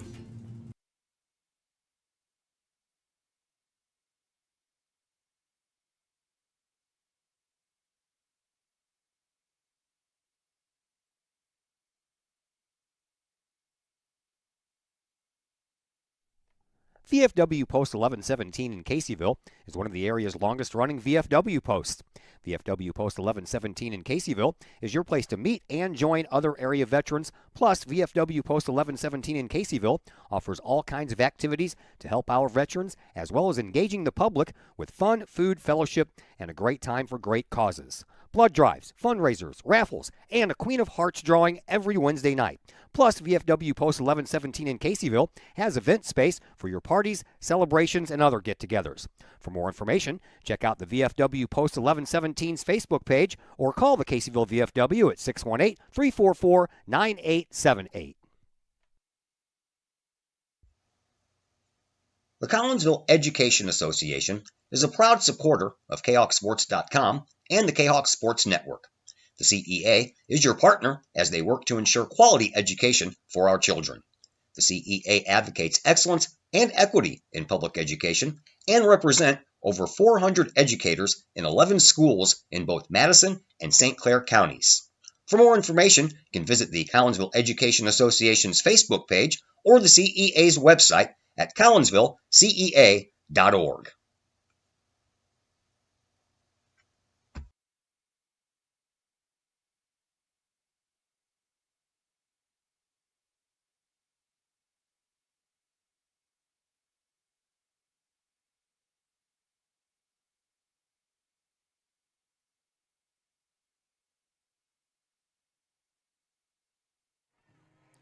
We welcome you back here to Kahok Stadium.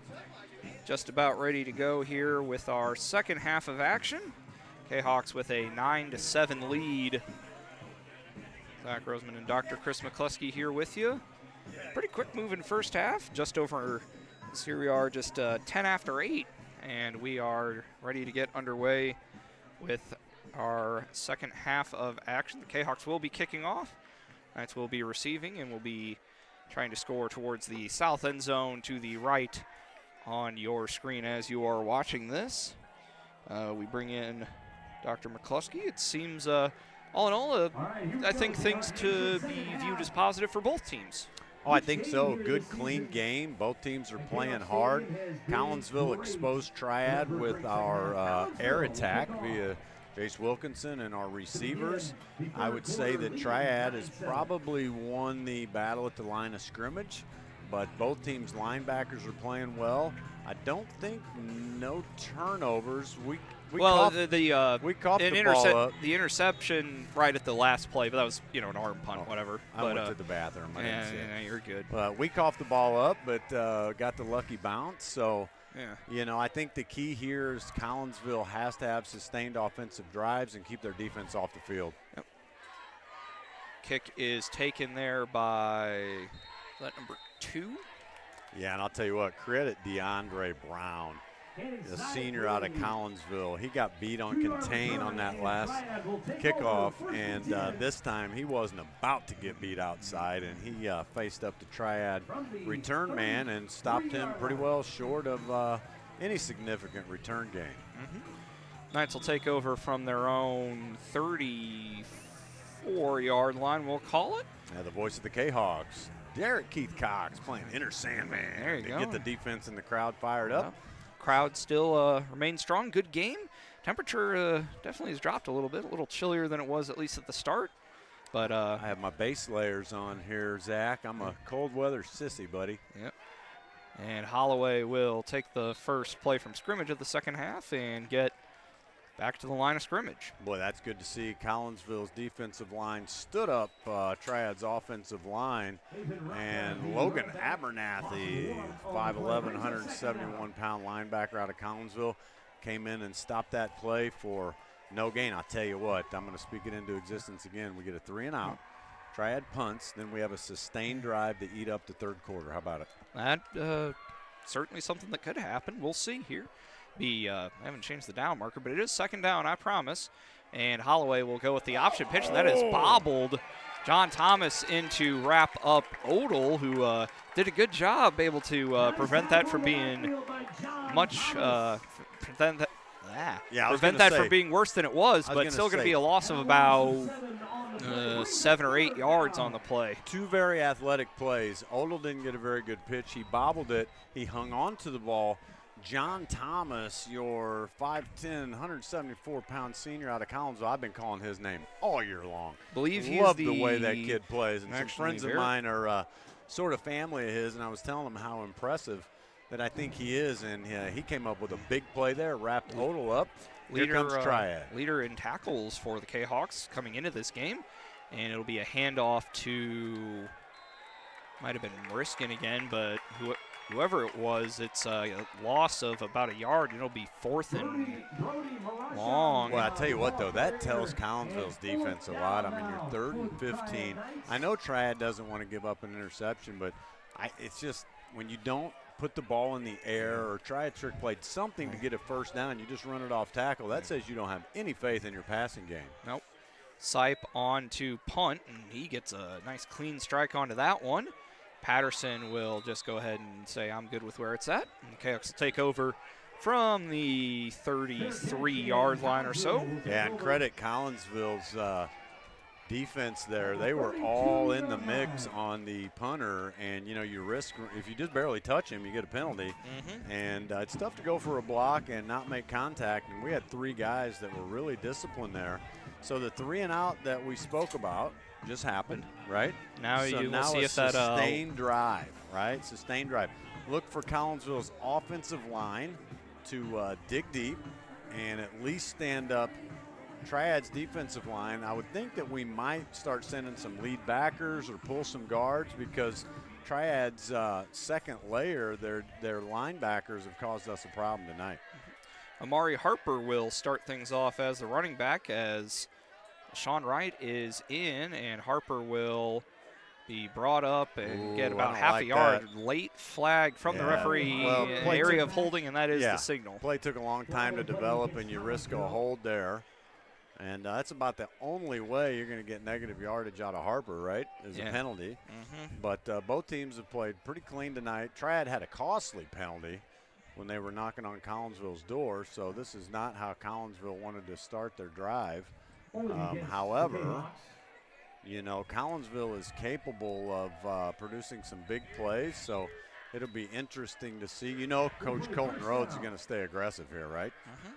Yeah, it's a little interesting, though, seeing Wright back out there. I do not see Jace Wilkinson down on the sidelines. Let's hope he's okay, as Wright will go back to pass and complete it to Patterson, but not much blocking there, and that'll be a loss of about half a yard or so. Actually call it a loss of about a yard. And Jace got back in. Seemed like he was all right, but not I don't see him down there on the sideline. Let's hope that he's okay. Be second down and all-pro tees here for Collinsville. Line of gain is the 42 for Triad. And Wright will go back to pass, and now he'll decide to work his way forward, but he does not go very far, and in fact, he'll probably lose about 5 yards. Wright showing some hesitancy once again, so if we're going to rely on Wright, we are really going to have him gain some confidence in a hurry. I see one of Collinsville's trainers going down the sideline, I think into the locker room. So if we get an update on Wilkinson, we will let you all know. Yeah. Right now, it's unknown. Yeah, all the best to him, and it seemed like he was okay, but maybe just out. Obviously, you want to go with an abundance of caution. Obviously, the last game of the year, but Jace expected to be a key piece as a handoff there, and Wright able to keep it, and he'll work his way forward, tries to bounce his way outside, and gets up to about.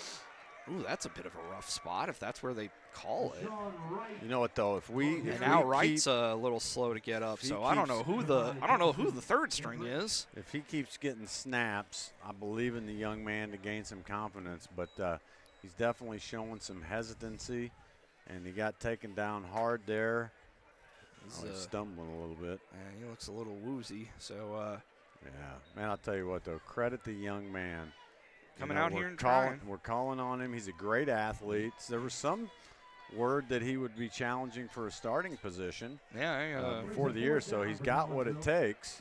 So now, I'm not sure who the Logan Odell. Yeah, probably Logan Odell is probably the third string punter, and I'm not sure. Oh no, I think you'll have Reynolds. Well, they'll have Reynolds do the punting, but the question is, if Wright's out of commission, then who's the third string quarterback? Good question. Yeah, we'll have to figure that out, as Reynolds gets that one high up into the air and takes a favorable bounce for the Kahawks, and they'll let it roll, and it will get into Knights territory, be down at about the 46, so a solid punt there from Reynolds. Nice pass for Collinsville. And now the question mark is, now you're down both quarterbacks. That's the question, who's your third quarterback? Is your brother done playing in the band? Can we suit him up? Well, I don't know. We'll see if we have a spare uniform floating around. Josh, I guess Josh would be done. We can grab him, put him out there as a, well, I think he'd be better used as a tight end or running back for us. As Triad set back up here.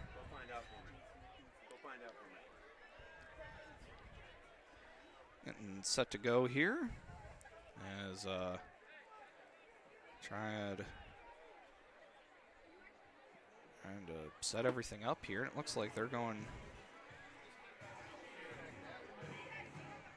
they'll bring everybody over. I'm not sure.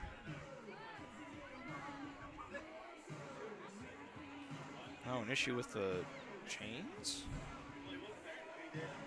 I'm not sure what. Okay, we're back underway now.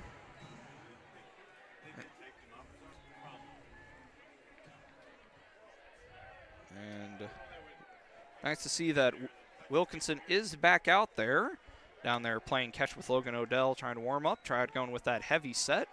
And they will hand it off to, I think that's Martins again, as we got a, a lot of extracurriculars, but we're no flag. Good. As McClendon and 33, Henry Blix got tangled up there. Just tell you what, I don't know who this referee crew is, but I think they're doing a fine job. We appreciate all crews, but these guys are letting them play. They're talking they're through calling. Yeah, they're calling.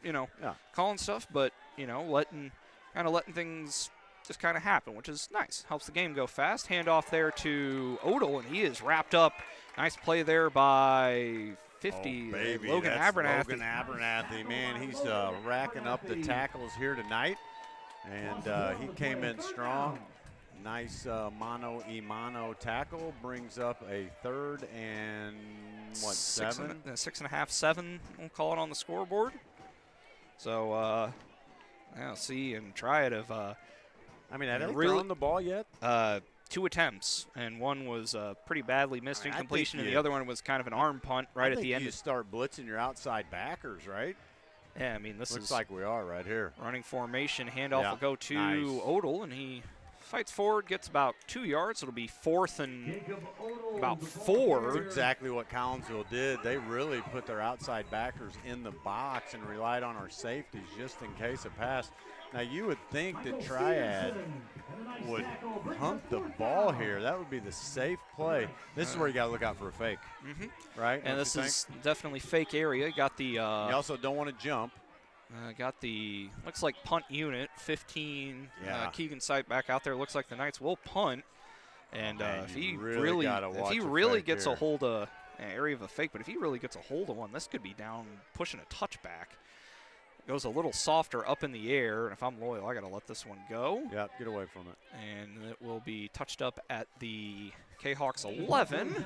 And I'll tell you what, after, a little bit of confusion with the quarterback situation, giving the ball up with not, giving up good field position, getting a 3 and out there is a huge situation for Collinsville's defense, not only to get the ball back, but to get them off the field because, again, you can tell that Triad's strategy is to wear our defense out and just run the ball and try to keep possession and outscore us. Yeah, it's not the same sort of schematic things, but it's pretty similar to what Coach Basler was running back in those years, and they were they were a triple option. You haven't seen that in a couple of years either. Yeah, no, they spread it out the last couple of years. Yeah, with Coach Potthast coming in now, kind of having to go with, Wilkinson kind of a run-heavy thing. Back to the air for Collinsville. Pass intended for Reynolds, but a bit high. He had Reynolds open. Yep. Coverage there from, I think that was Cannon Sipe again. Be 2nd and 10 here. But nice to see Jace back out there, just getting some tape on that knee or Well, and ankle. that, going to the air right away tells me that his health isn't a major issue because Colton Rhodes went right back to him on the first play of the possession. And no, I mean, obviously you don't want to re-aggravate anything. Got basketball season in about a month, but last game of the year. So, nothing to worry about too much until you got basketball practice starting up here in a couple weeks. He's a competitor. He loves basketball, but he's going to leave it all on the field here tonight. That's for sure. Pass complete, or maybe not much gain there. I think maybe he's still rolling around. Oh, he's trying to get the interception, but I think we were down. Yeah, that was the extracurricular. So short pass by Wilkinson. Be a gain of nothing to Collinsville. Goes to the air 2 times in a row. Now, well, the clock's start running because it's a complete pass. About 2 yards. They'll give Patterson wound up getting the reception on that one. How about that Logan Odell trick play where he passes? I know he threw an interception last time, but Colton Rhodes is always aggressive. Or do you just dial up a run? So I would throw an interception. Yeah, not in this spot on the field. Wilkinson will drop back to pass, and he will survey things and throw it downfield. Pass interference. Pass interference. Yes, sir. And credit Reynolds. He threw pass interference before the ball even got there. Yeah, Cannon Sipe definitely had the arm grabbed, and he's looking at the referee saying maybe Reynolds had something, but I don't see how that's anything but pass interference. No, and that is the call. So that will be a first down with the yardage. Rarely do you see a flag thrown when the ball hasn't even come close to getting there yet, right? Yeah. Because it has to be a catchable ball, right? Yeah, and Reynolds was there. It was good ball thrown there by Wilkinson. Good on Wilkinson for putting the ball to be catchable. Yep, so that'll now 15 yards down from the line of scrimmage. But from a field position standpoint, that's a big play. Yep, absolutely. So that'll move the ball up to the Kahok 29. Does he go right back at him again? Boy, wouldn't that be nice? You could.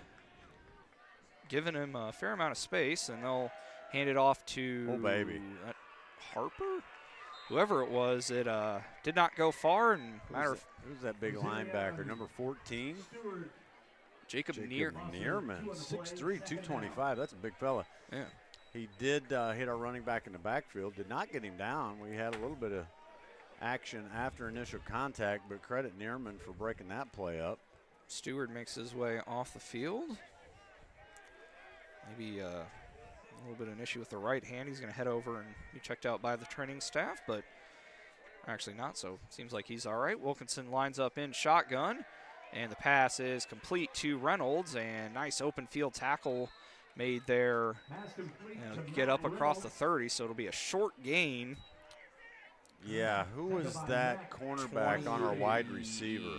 23. Mac Musgrave. Man, credit Musgrave because he read that and abandoned the wide out and came in to make that tackle. If he follows his receiver, we're off to the races. So that's a nice play by Musgrave. So that'll be 3rd down, and I guess it is 3rd down. I thought it was 4th. And 3rd down and about 8. And Wilkinson will drop back to pass. And he's got the pass, and wide open is Matt Reynolds, and he will be brought down just into Knight's territory at the 49, gain of about 20 yards, we'll call it. Man, how about Wilkinson and Reynolds being on the same page tonight, right? Yeah, this has been the Matt Reynolds game. Reynolds is running routes, but Wilkinson's got to get him the ball, right? I mean, Wilkinson has been right on the money all night, and it's not like he's throwing go routes, right? No. He's throwing skinny posts, he's throwing slant patterns. I mean, he is putting the ball right in Reynolds' hands. That's a big first down for the Kahawks. They'll come back and set it up here from just into Knight's territory. Odell will slide over in motion as Dyer will get the handoff, and he fights his way forward and is able to get about a yard and a half or so. Yeah, man, I'll tell you what, these interior linemen for Collinsville and Triad are really battling up front, and Collinsville, I like that we keep going on the ground to keep the linebackers honest for Triad, and I'll tell you what, you keep doing that, you're bound to pop one of these with the athleticism of our backs. Yep, and again, you have that the balance. This is something that Coach Rhodes has really stressed for really the entirety of his tenure, is having the ability to do both, not be super one-dimensional. It is, and meanwhile, like I said earlier, this sustained drive allows our defense to rest, right? We said we got to keep our defense off the field. Amari Harper will get the carry on that one, get maybe half a yard. I'll let you finish your thought, Doc. Yeah, no, clock keeps running. Our defense is off the field and resting, and I just don't see Triad going to the air. So as long as our defensive line and linebackers can hold up, I mean, we'd like to score here, but just field position and time on the clock is in Kahok's favor. Be third down at about 8. Call it no gain on that carry by Harper. And now Wilkinson will go back to pass. Pass is complete to – that was complete to Harper.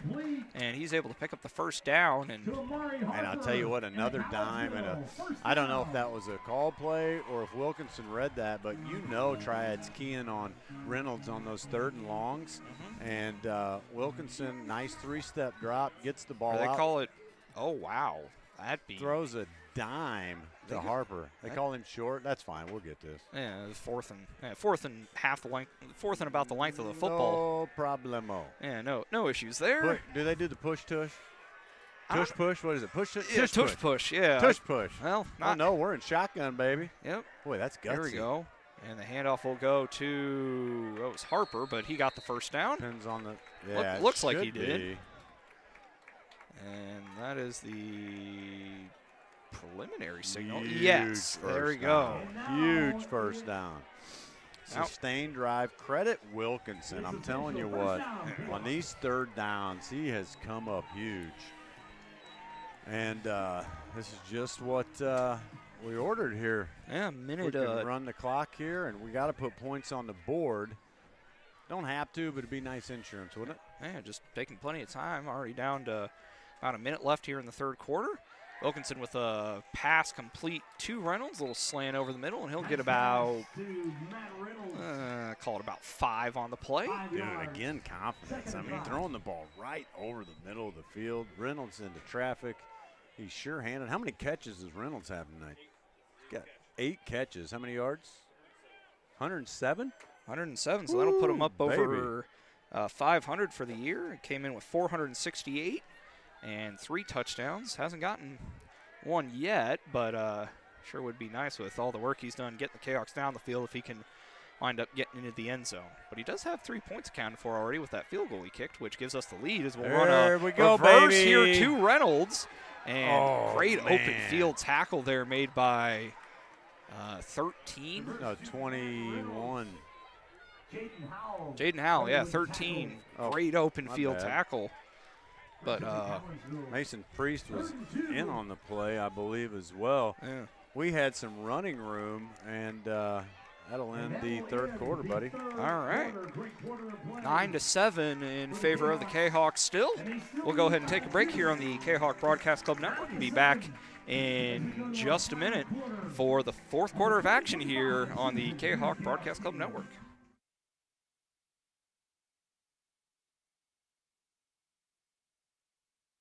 All Fluffed Up Grooming Salon in Caseyville is your go-to place to get that pampered treatment for your fur baby. All Fluffed Up offers one-on-one grooming sessions by skilled and professional groomers, focusing on a stress-free and fear-free experience for both pup and pup parent. Owned and operated by former Kahawk Jenny Eves, All Fluffed Up in Caseyville offers nail trimming, ear cleanings, bathing, and fur trimming, as well as full cuts. All Fluffed Up Grooming Salon in Caseyville, 16 East Reynolds Street. Call Jenny Eves for an appointment at 618-855-8533. Mobile grooming coming soon.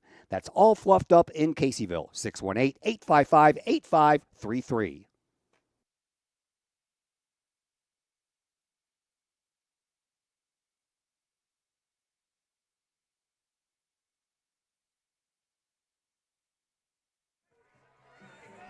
We welcome you back here to Kahawk Stadium. Zach Roseman and Dr. Chris McCluskey here with you, getting ready for 4th quarter of action here. It'll be 3rd down and 2 for the Kahawks.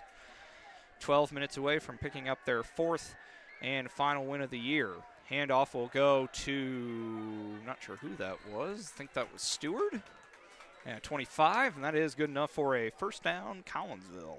See, Zach, you're learning. You just spoke it into existence, man. You said 12 minutes away from picking up a victory, right? Right. That's it. I like it. Especially if Collinsville can put some points on the board here. I mean, let's see, you're up 2, so you really need a touchdown, right? Yeah, you get a touchdown. So you're not going to kick a field goal. Yeah, convert it. Touchdown with the extra point would make it a 9-point ball game. And even if you only get 6, you're still up by 8. As quick pass out into the flats for Patterson. And again, a nice open field tackle by, let's see if we can't get a number on him. Cornerback over there on the far side of the field. Musgrave, maybe? Musgrave's been matched up with Reynolds. Can't see 13 or 23. Yeah, Howell or Musgrave, one of those two. Been calling their names a lot tonight. Yeah, that was a great open field tackle. Be 2nd and 10.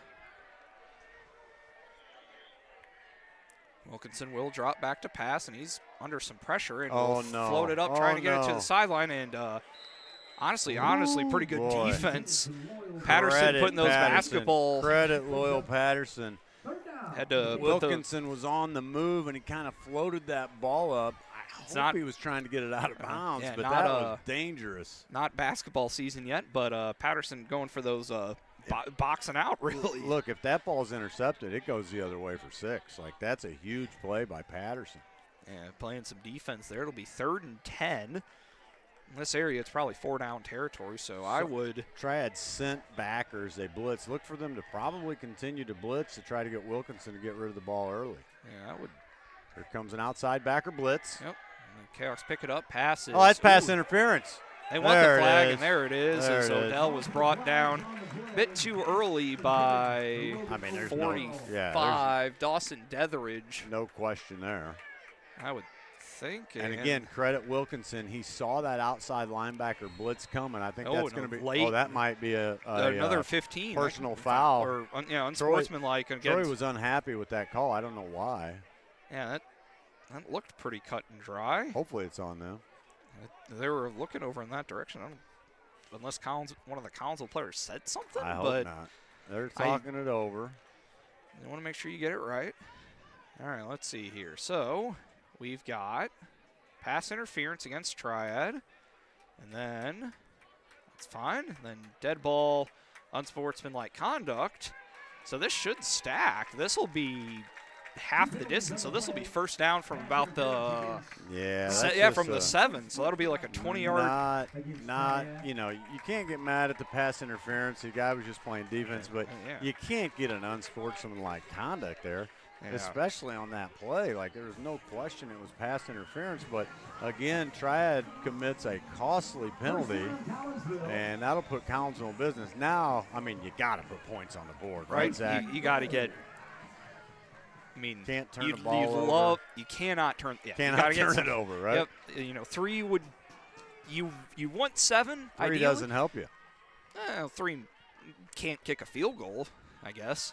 Handoff will go to Stewart, and Lazarion Look at that. pushes his way forward and gets up to about the 4, gain of about 3. Yeah, and I mean, he was stopped at the line of scrimmage and still got 3 yards. We've got a Triad Knight down on the field. All the best to him. They will stop and have the Triad trading staff come out and attend to him. He is moving around, so hopefully nothing serious. Right. He's moving his legs, maybe an arm or a shoulder. And we'll see. Knocking on wood, but it's been a pretty quick game, all things considered, into the fourth quarter, and it's only 8:36. It's been quick. It's been clean. Yeah, not too many penalties. No, yeah, both teams are, giving it their best, and again, credit Collinsville's running back. They're both of them, man. They just don't quit, right? Oh yeah, I mean all 3 of them kind of provide. If you didn't have somebody with the arm talent like Wilkinson, I'd almost say you'd run like a wing T or something like that. With Wilkinson's been so good. Yeah, but Jace has been. He's been so good. Tonight. Tonight. Here's his last game at home as a senior. He's not gonna play football. He has performed as good as he could perform. Mm-hmm. Yeah, up over. And he's probably doing it hurt.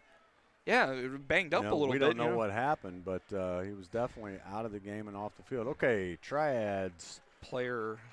Let's see if we can get a number on him. He's number 15, Mr. Keegan Sipe. We've called his name a lot tonight. Yeah, that's their punter, and definitely been making some plays. But so good to see him walking off the field. Doesn't look to be anything too serious. He's not limping or anything, so hopefully he can shake it off and get back in the game. Not a whole lot of movement from the left arm, so maybe your initial could prognosis was correct, but hopefully it's not anything too major. But at any rate, be second and goal from the 3. Stewart lined up as the running back, and Wilkinson will hand it to him. Lazarion fights his way forward, and we'll get down to about I think he got positive yardage. Yeah, about the 1.5. Got about half the distance he needed. And see where they spot it. Looks like the 2-yard line, maybe. Yeah. Okay. I'd do it again. I mean, I'd do it 2 more times, right? Even if you get stopped, it's a Triad ball on the half-yard line. Yeah, because Triad's got wideouts. They're going to contain, looking for something on the edge. Collinsville spreads it out. We've got Logan Odell as a lead blocker here on the strong side of the field. Triad fans making some noise, and it'll go right to Stewart, and he is short of the line to gain. Give him about, the side judges are in 2 different spots. We'll call it no gain. Boy, actually, that's no gain on the play. 4th and 2, 4th and goal. All right, 4th and 2. This is why I'm not a football coach. This is, I don't know what I'd do here. If I've learned anything, is you do not want to do the 2000 and whatever year it was, Super Bowl. You run the ball. You don't throw it on the 2-yard line. Hand off to Stewart, and he is stopped short. Oh, boy. Nice defensive stand there by Triad. 43, Carver Michael. That doesn't seem right. Maybe 45. Might have been Detheridge, but Collinsville probably could have sealed the deal there. Honestly. But they get stopped short, and once again, Collinsville is going to rely on their defense. However, the defense has had plenty of rest. Yep. This half, Triad has 9 minutes to see if they can get put down some points on the board. I'll tell you what, I'd love a 3 and out here. You don't want to give up a big play. No, you just got to, that'd be awesome. Blitz everybody, going, gamble. Well, Holloway lines up in shotgun. They'll bring the man into motion. And the handoff is happening, and he is able to get back up to the line of scrimmage. Maybe lost about half a yard. Was that Big Will Swift?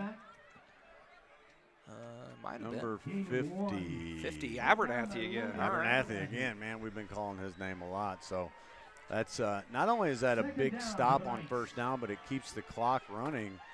And really at this point, I mean, with only 8:30 left.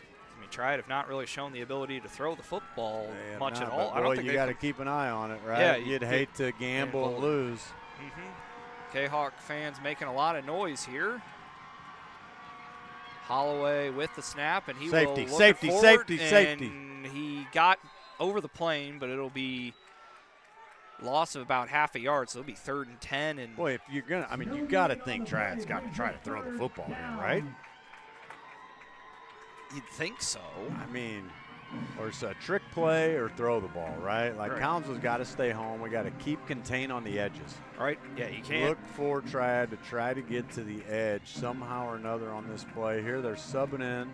Kind of a more guys. Looks like more of an athletic package, group, right? Yeah. So this could be a throwing situation.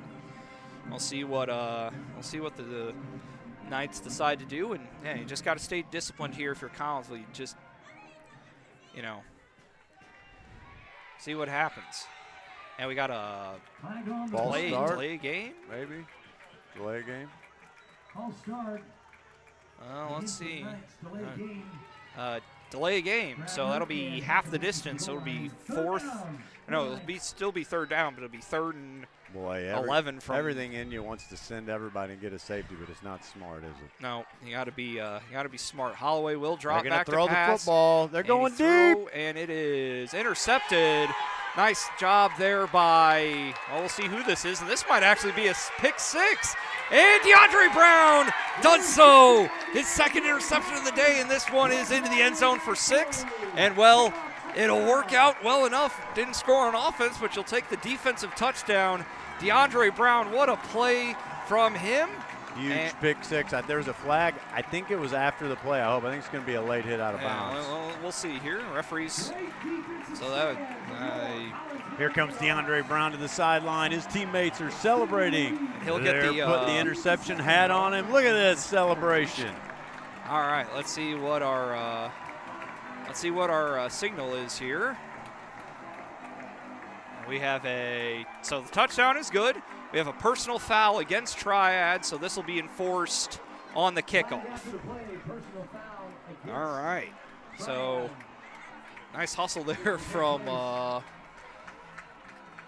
Gerardo Oseguera getting his way onto the field. Reynolds will set up for the extra point. Man, and how about that? DeAndre Brown, a senior, right? His last game on Kahok Stadium football field.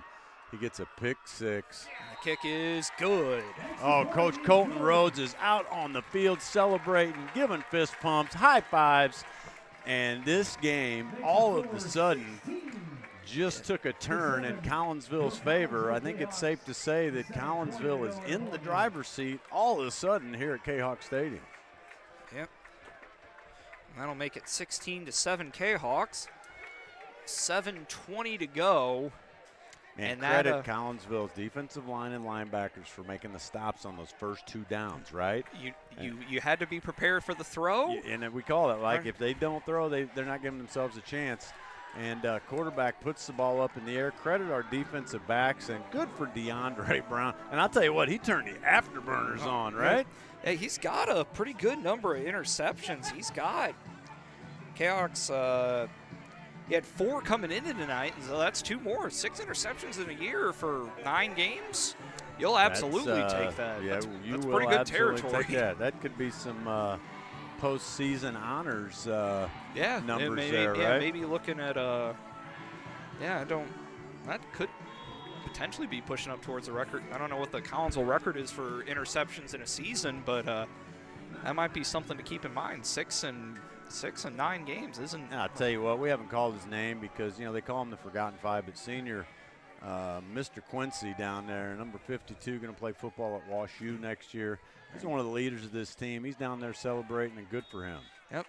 Kick winds up bouncing its way into the end zone for a touchback.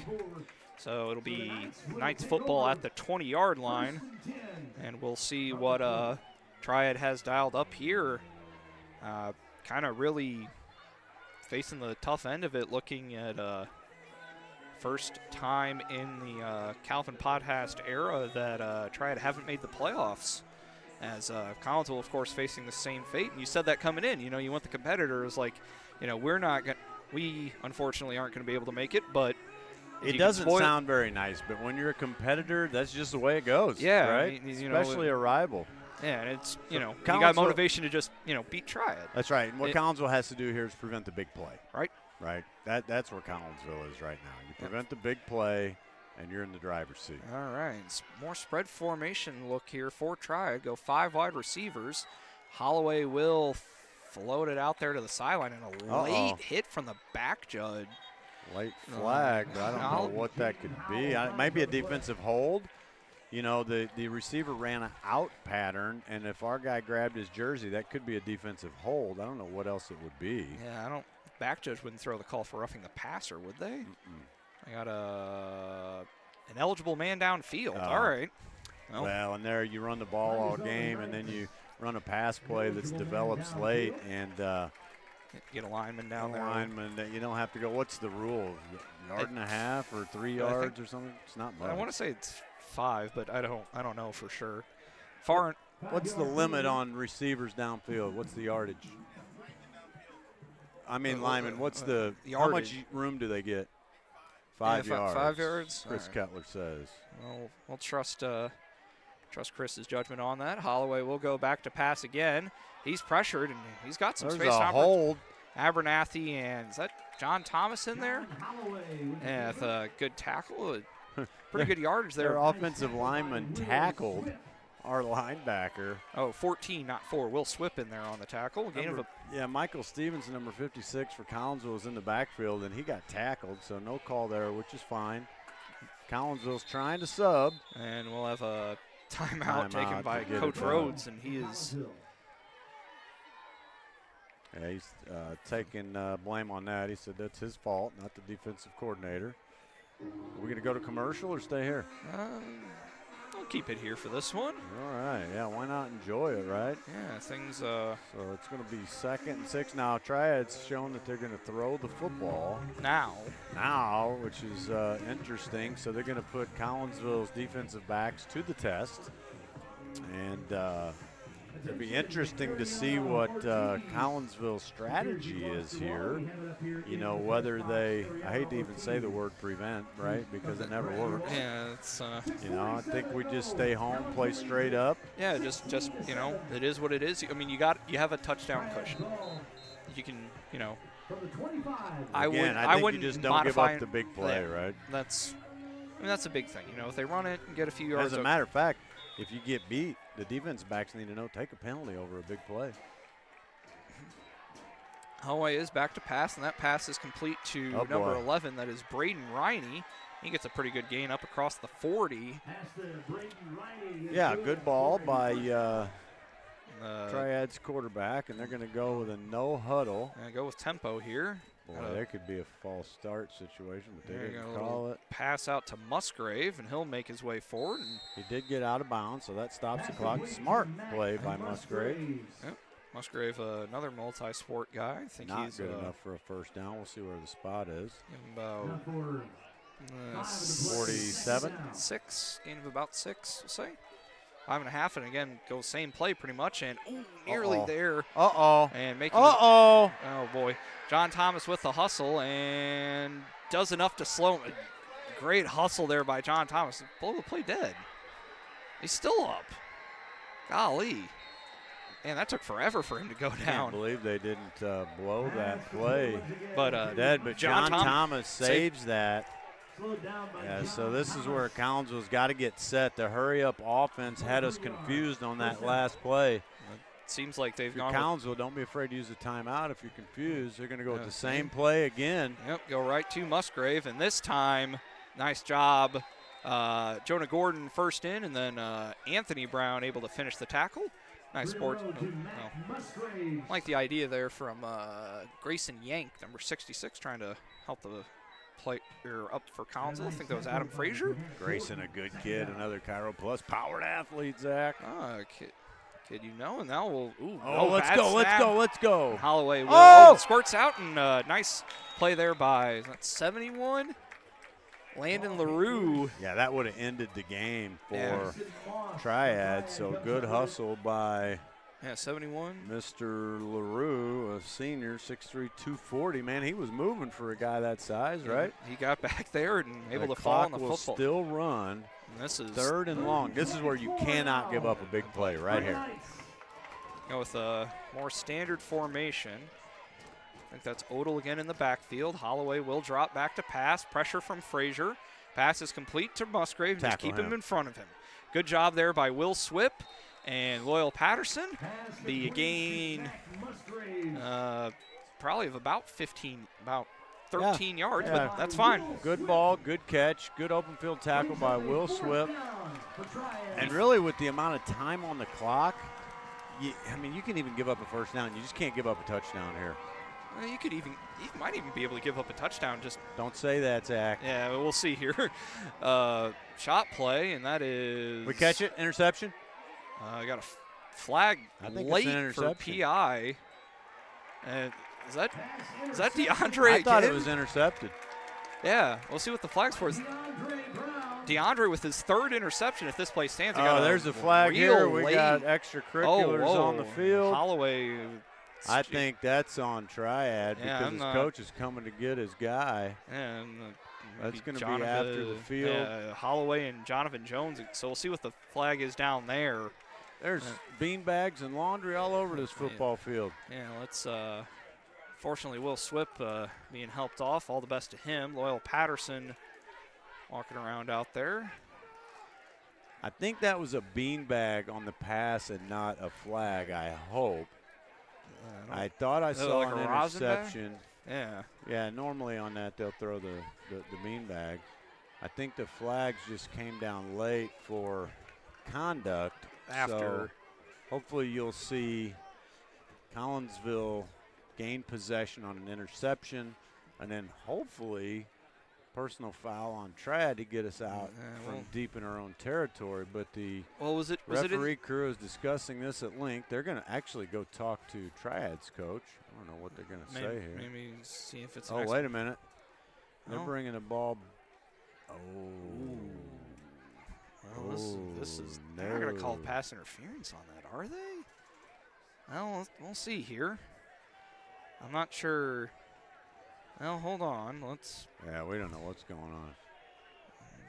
Refereeing crew, you mentioned, has done a good job. We'll see what our. Okay, we'll see what it is here. Now the referee's going to come talk to Colton Rhodes and explain things to him, and then he'll give us a signal, I would assume. Okay. And this, we'll see what happens here, but tentatively, DeAndre Brown's third interception. That's a heck of an accomplishment for him in his final game. We'll let's see what we got here. Must be complicated, whatever it is, because there's been a lot of explaining. Looks like Collinsville, their defense coming back on the field. Well, looks like the defensive unit. Call it, change the down marker to first down. Let's see here. All right, so we've got personal foul against Collinsville and unsportsmanlike conduct against Triad. So maybe you're roughing the passer or something. So, yeah, by rule that offsets, but so it's. Why is it first down? Why is it first down? Yeah, it should be replay the down, right? Unless I'm missing something here.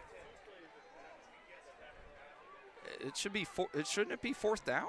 If it offsets, it's just replay the yeah, it should. Yeah. Why is it first down? Yeah, I was like, yeah, it should be. Yeah, it's just replay the down. Penalty offsets. It's our coaching staff's not saying anything. I'm not sure. Okay, well now the side judge's going over to talk. Why the clock? Why is it first down? Why is it first down?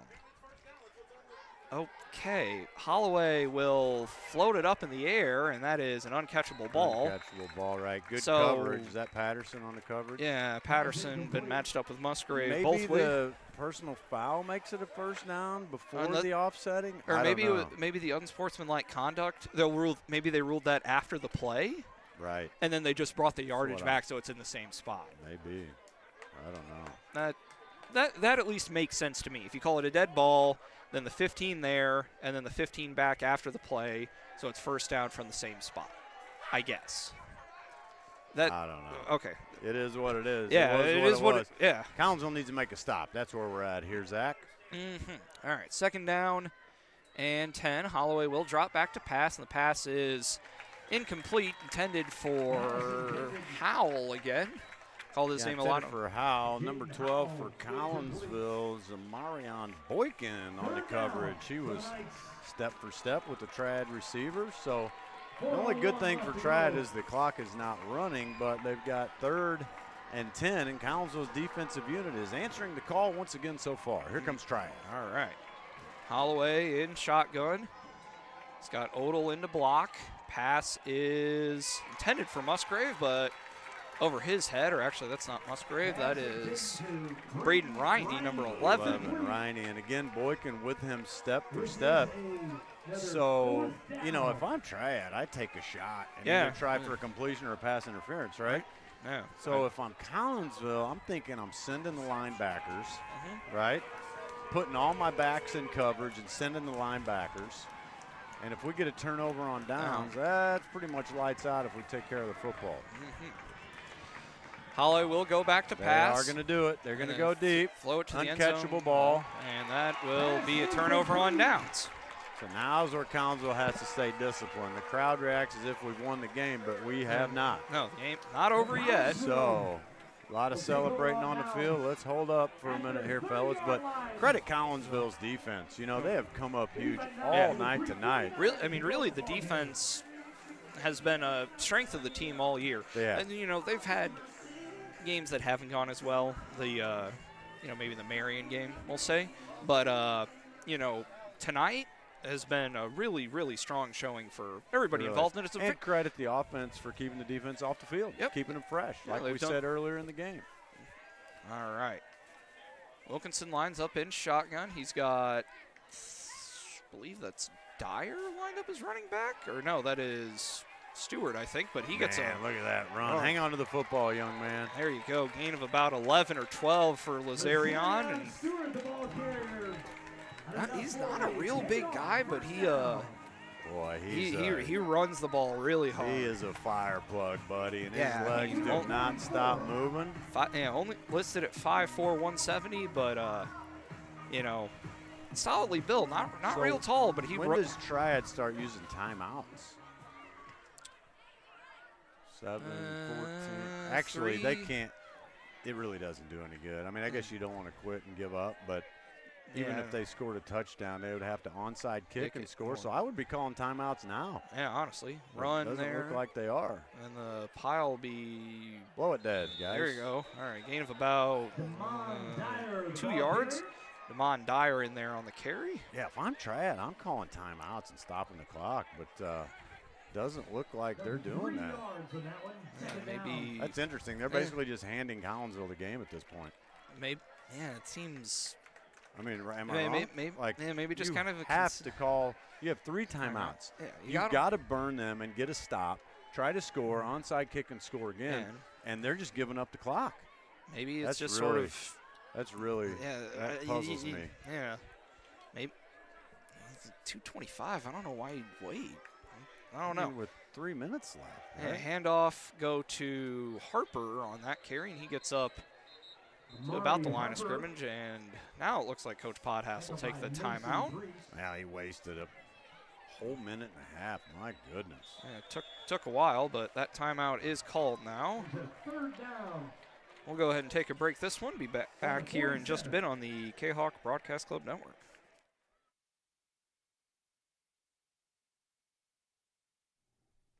Is it finally time to start doing what you've been talking about doing for years? Start making those plans right now and let Northwestern Mutual help you plan your future. Former Kahok Joe Philpott can help you get started with that plan today. Joel Philpott, a financial advisor with Northwestern Mutual, can help build a plan specifically for you with a wide range of financial options and the flexibility to change that plan as your priorities change. To get started on your future, give Joel Philpott a call today at Northwestern Mutual's Fairview Heights office at 618-606-2022. Spend your life living with Northwestern Mutual. Call Joel Philpott today, 618-606-2022.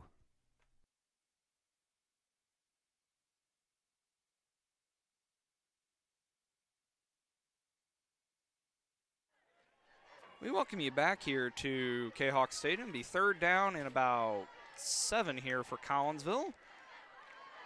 As Triad making their way forward, not breaking the plane in the opinion of the referee. And the handoff will go to Stewart, I believe, and he is brought down at the line of scrimmage. So it'll be 4th and now Triad will use that second timeout. We'll keep it here for this one. So this point you got 2:11 left. I mean, not impossible, but it's looked. I mean, for me, if I'm not a coach. As to why they let all that time run off the clock, but Collinsville now, I mean, you would think they would punt the ball, right? All right. Pin Triad deep. They only have 1 timeout, right? Right. So Collinsville certainly in the driver's seat. You just don't turn the ball over here. You can't give up like a block kick for a touchdown. Or yeah, there's something weird, if right? you're going to punt, you got to get the ball off. All right. I mean, I guess depending on how much faith you have in your punt team, it really wouldn't be the worst thing in the world to run it and try for a first down to prevent the turnover. I mean, that's just prevent the. Mitigate the scenario. I mean, try to have gotten the ball at midfield or so a couple of times. You get it up you know. Just the deal is, if you punt the ball, you got to get it off. Right. That's the deal. All right, now we'll have stoppage by the official here as we'll side judge and the referee are going to get together here for a second. And this is go for it formation. I mean, I'm telling you that's what I was thinking. It might be a safer play at this point. And just run the ball, get what you can. They'll motion Harper out into the Maybe slot he is now. gonna punt it, but you got to get it off if you do. All right, here we go. Quick kick. Good. There High it is. up in the air, and that's should fine. Be ball game. And that'll bounce and actually take a Let it favorable go, let roll. It go, let it go, there let you it go. Let it go. And it'll be down at the 16. So pretty good punt there by Wilkinson. Down to the 15-yard line. And Triad now with minute 59 to and one timeout to get 9 points.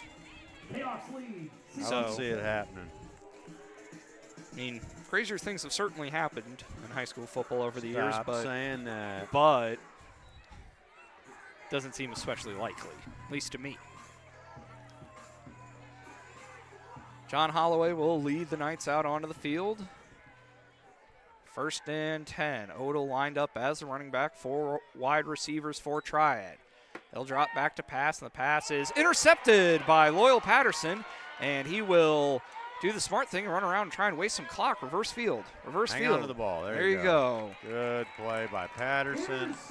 Look Fourth, for Collinsville fourth or no, because that interception didn't count. So third interception of the night that counts, and 1 timeout left. Pretty much 1 first down will do it. You'd think, right? I think you just run the ball. Trad will burn a timeout. I don't even know if they would burn a timeout at this point. Maybe they will, but they didn't earlier. Well, they got 1 left. Collinsville just can't turn the ball over. That's where we're at right now. Just got to hold on to the football. Looks like the Cahawks are going to run a play. I think that's Harper lined up next to Wilkinson. And the handoff will go to Amari, and he does a good job, working his way forward. Now, real late flag coming in from the side judge. I'm not sure. A face mask, possibly. Looked like he was looking at the tackle when that happened. So I'm guessing a face mask. And it'll be the inadvertent face mask, so 5 yards, but that will be enough for the first down, and so that does it, I think. 25, 50, 75 seconds. Well, for all practical purposes, right? For all practical purposes. And the Cahawks will be nice and patient here. Break the huddle at 10. Got to go. Can't take too long. You don't want to take a delay game here. Cahawks will go right under center. Victory formation it is. Yep. And Wilkinson will kneel the ball. And he got the Cahawks. And that will prompt the crowd to get on their feet and make some noise. Always good to win week 9. Seniors. That's right. Yeah, always good to, no playoffs is disappointing, but it's always good to end the year on a high note. These kids are excited. They're pumping the crowd up. Yeah. Good for them. Congratulations to these Cahawks. They're a young team. They're going to be a lot of fun to watch the next couple years. So everybody keep your eye on these guys. We're already lining up to shake hands a little early for that. Yeah, pretty much got 1 more snap we'll have to get off. Do it now at this point. You got to get below 25 seconds, don't you? Nah, it's 40. 40, that's yeah, right. There so we go. We'll do it. Ladies and gentlemen, your Cahawks bring home a victory on the last game where these seniors are picking up all the coaches. They're celebrating, and they're going to go shake hands. All right, final score 16-7. Cahawks will end their year at 4-5, as will the Knights. This matchup will be on the schedule next year. This is a Southwestern Conference game next year. Big thank you, Dr. McCluskey, for helping us out tonight, indeed all season. Thank you for having me, and I look forward to seeing you in basketball season. Absolutely. Have a great night. See you. All right, it will. My next broadcast will be tomorrow, actually, at some boys soccer regional championship as they take on Edwardsville, trying to pick up a regional title. But we will keep it here for a little bit, bring it back. Might have a post-game interview for you with one of the Kahok assistants, but if not, we'll at the very least get you some post-game stats big thank you to, I'll be back here in just a little bit.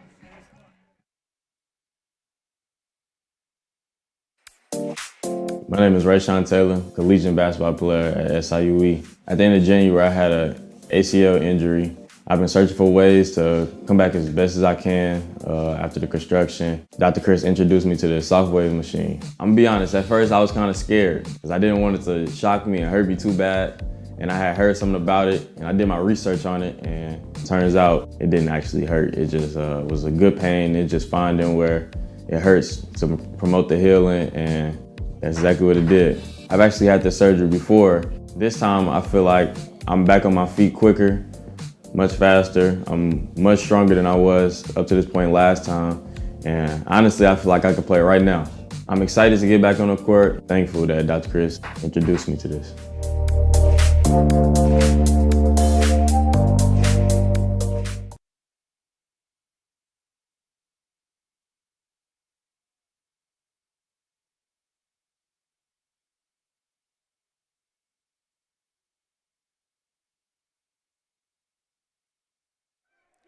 We welcome you back into the broadcast booth here at Kahok Stadium. Joining us now is Collinsville High School assistant coach Stephen Rulo, and well, coach. Yes. It's always good to end the year with a win, right? Yes, it's great, and especially for our senior guys. Like we've been just preaching all week. Hey, 4 and 5, you can get in. It's a long shot, let's just say that, but we still got to get in. A lot of good things have to happen for us tonight, but it was all like, hey, just give yourself that chance, and right. Especially you guys have nothing to lose. If you win, you're eligible. If you lose, then we're same result, you know. Right. So, but it's just good to have a good Triad team come down here and us just compete at a very, very, very high level, especially on the defensive side. I think we had four interceptions, five interceptions. Yep, 4 interceptions. Yep. And so that's just shout out to our guys to just to keep grinding, even though the season in its entirety wasn't all what we wanted it to be. Yeah, I mean, there are ups and downs, but this was a younger group. You know, we talked about that going in, and I think there's some things that you want to work on going into next year, but I think all in all, I think you can, look at the season as a generally positive one. Yep, and I agree. And we got a lot of young guys better, a lot of young guys, a lot of varsity minutes. So the future is bright, but I'm just so happy we could just go out here and win for these senior guys tonight. The guys have just really been bringing the ship along for the last 4 years. They started with me as freshmen, and now they're graduating and they're done. So it's a really huge thing that we could do this tonight for them. Yeah, it's really good night from Jace Wilkinson, 13 of 17, 153 yards. Did a very good job managing the game, even while playing a little bit banged up. Yep. Yeah, so at halftime, he was getting extra tape. We didn't know it, so LaShawn got in there for a series. Thank God he was able to get in there for a series. But yeah, he did well, especially being banged up, and I can't wait to see what he does this year in basketball, because I know that's his sport he loves. This is one he just loves to play. That's his real love, though. So. Yeah, it'll be a lot of fun, and what a game from the secondary as a whole, but DeAndre Brown especially. Yep, 3 picks, hat trick. And 3 interceptions, gives him 7 unofficially for the year. I don't know for sure, but I would have to think that'd be up there at least for school record for interceptions in a season. Yeah, I think his last one didn't count because of the penalty, but still, he especially coming off of a back injury, we weren't even for sure if he was going to be 100% tonight. To come out there and just compete at a high level, that's huge. Yeah. Thank you for taking the time to talk to us over the course of the full year, and hopefully we'll see you next year. All right, big thank you to Coach Rulo for taking the time to talk to us, and we'll go ahead and welcome you into the post-game show, officially brought to you by Chiropractic Works in Collinsville, operated by Dr. Chris McCluskey, my color commentator tonight. And his crew are focused on helping as many people as possible live high-quality lives through chiropractic care and wellness. You can visit Dr. McCluskey at Chiropractic Works at 410 Regency Center here in Collinsville, just off of Beltline Road. You can call them at 618-343-3602 or reach them online at chiropracticworkscollinsville.com. We'll go ahead and take a minute here to go through the stats for Collinsville. I mentioned Jace Wilkinson, 13 of 17 for 153 yards. Matt Reynolds with 8 catches for 107 yards.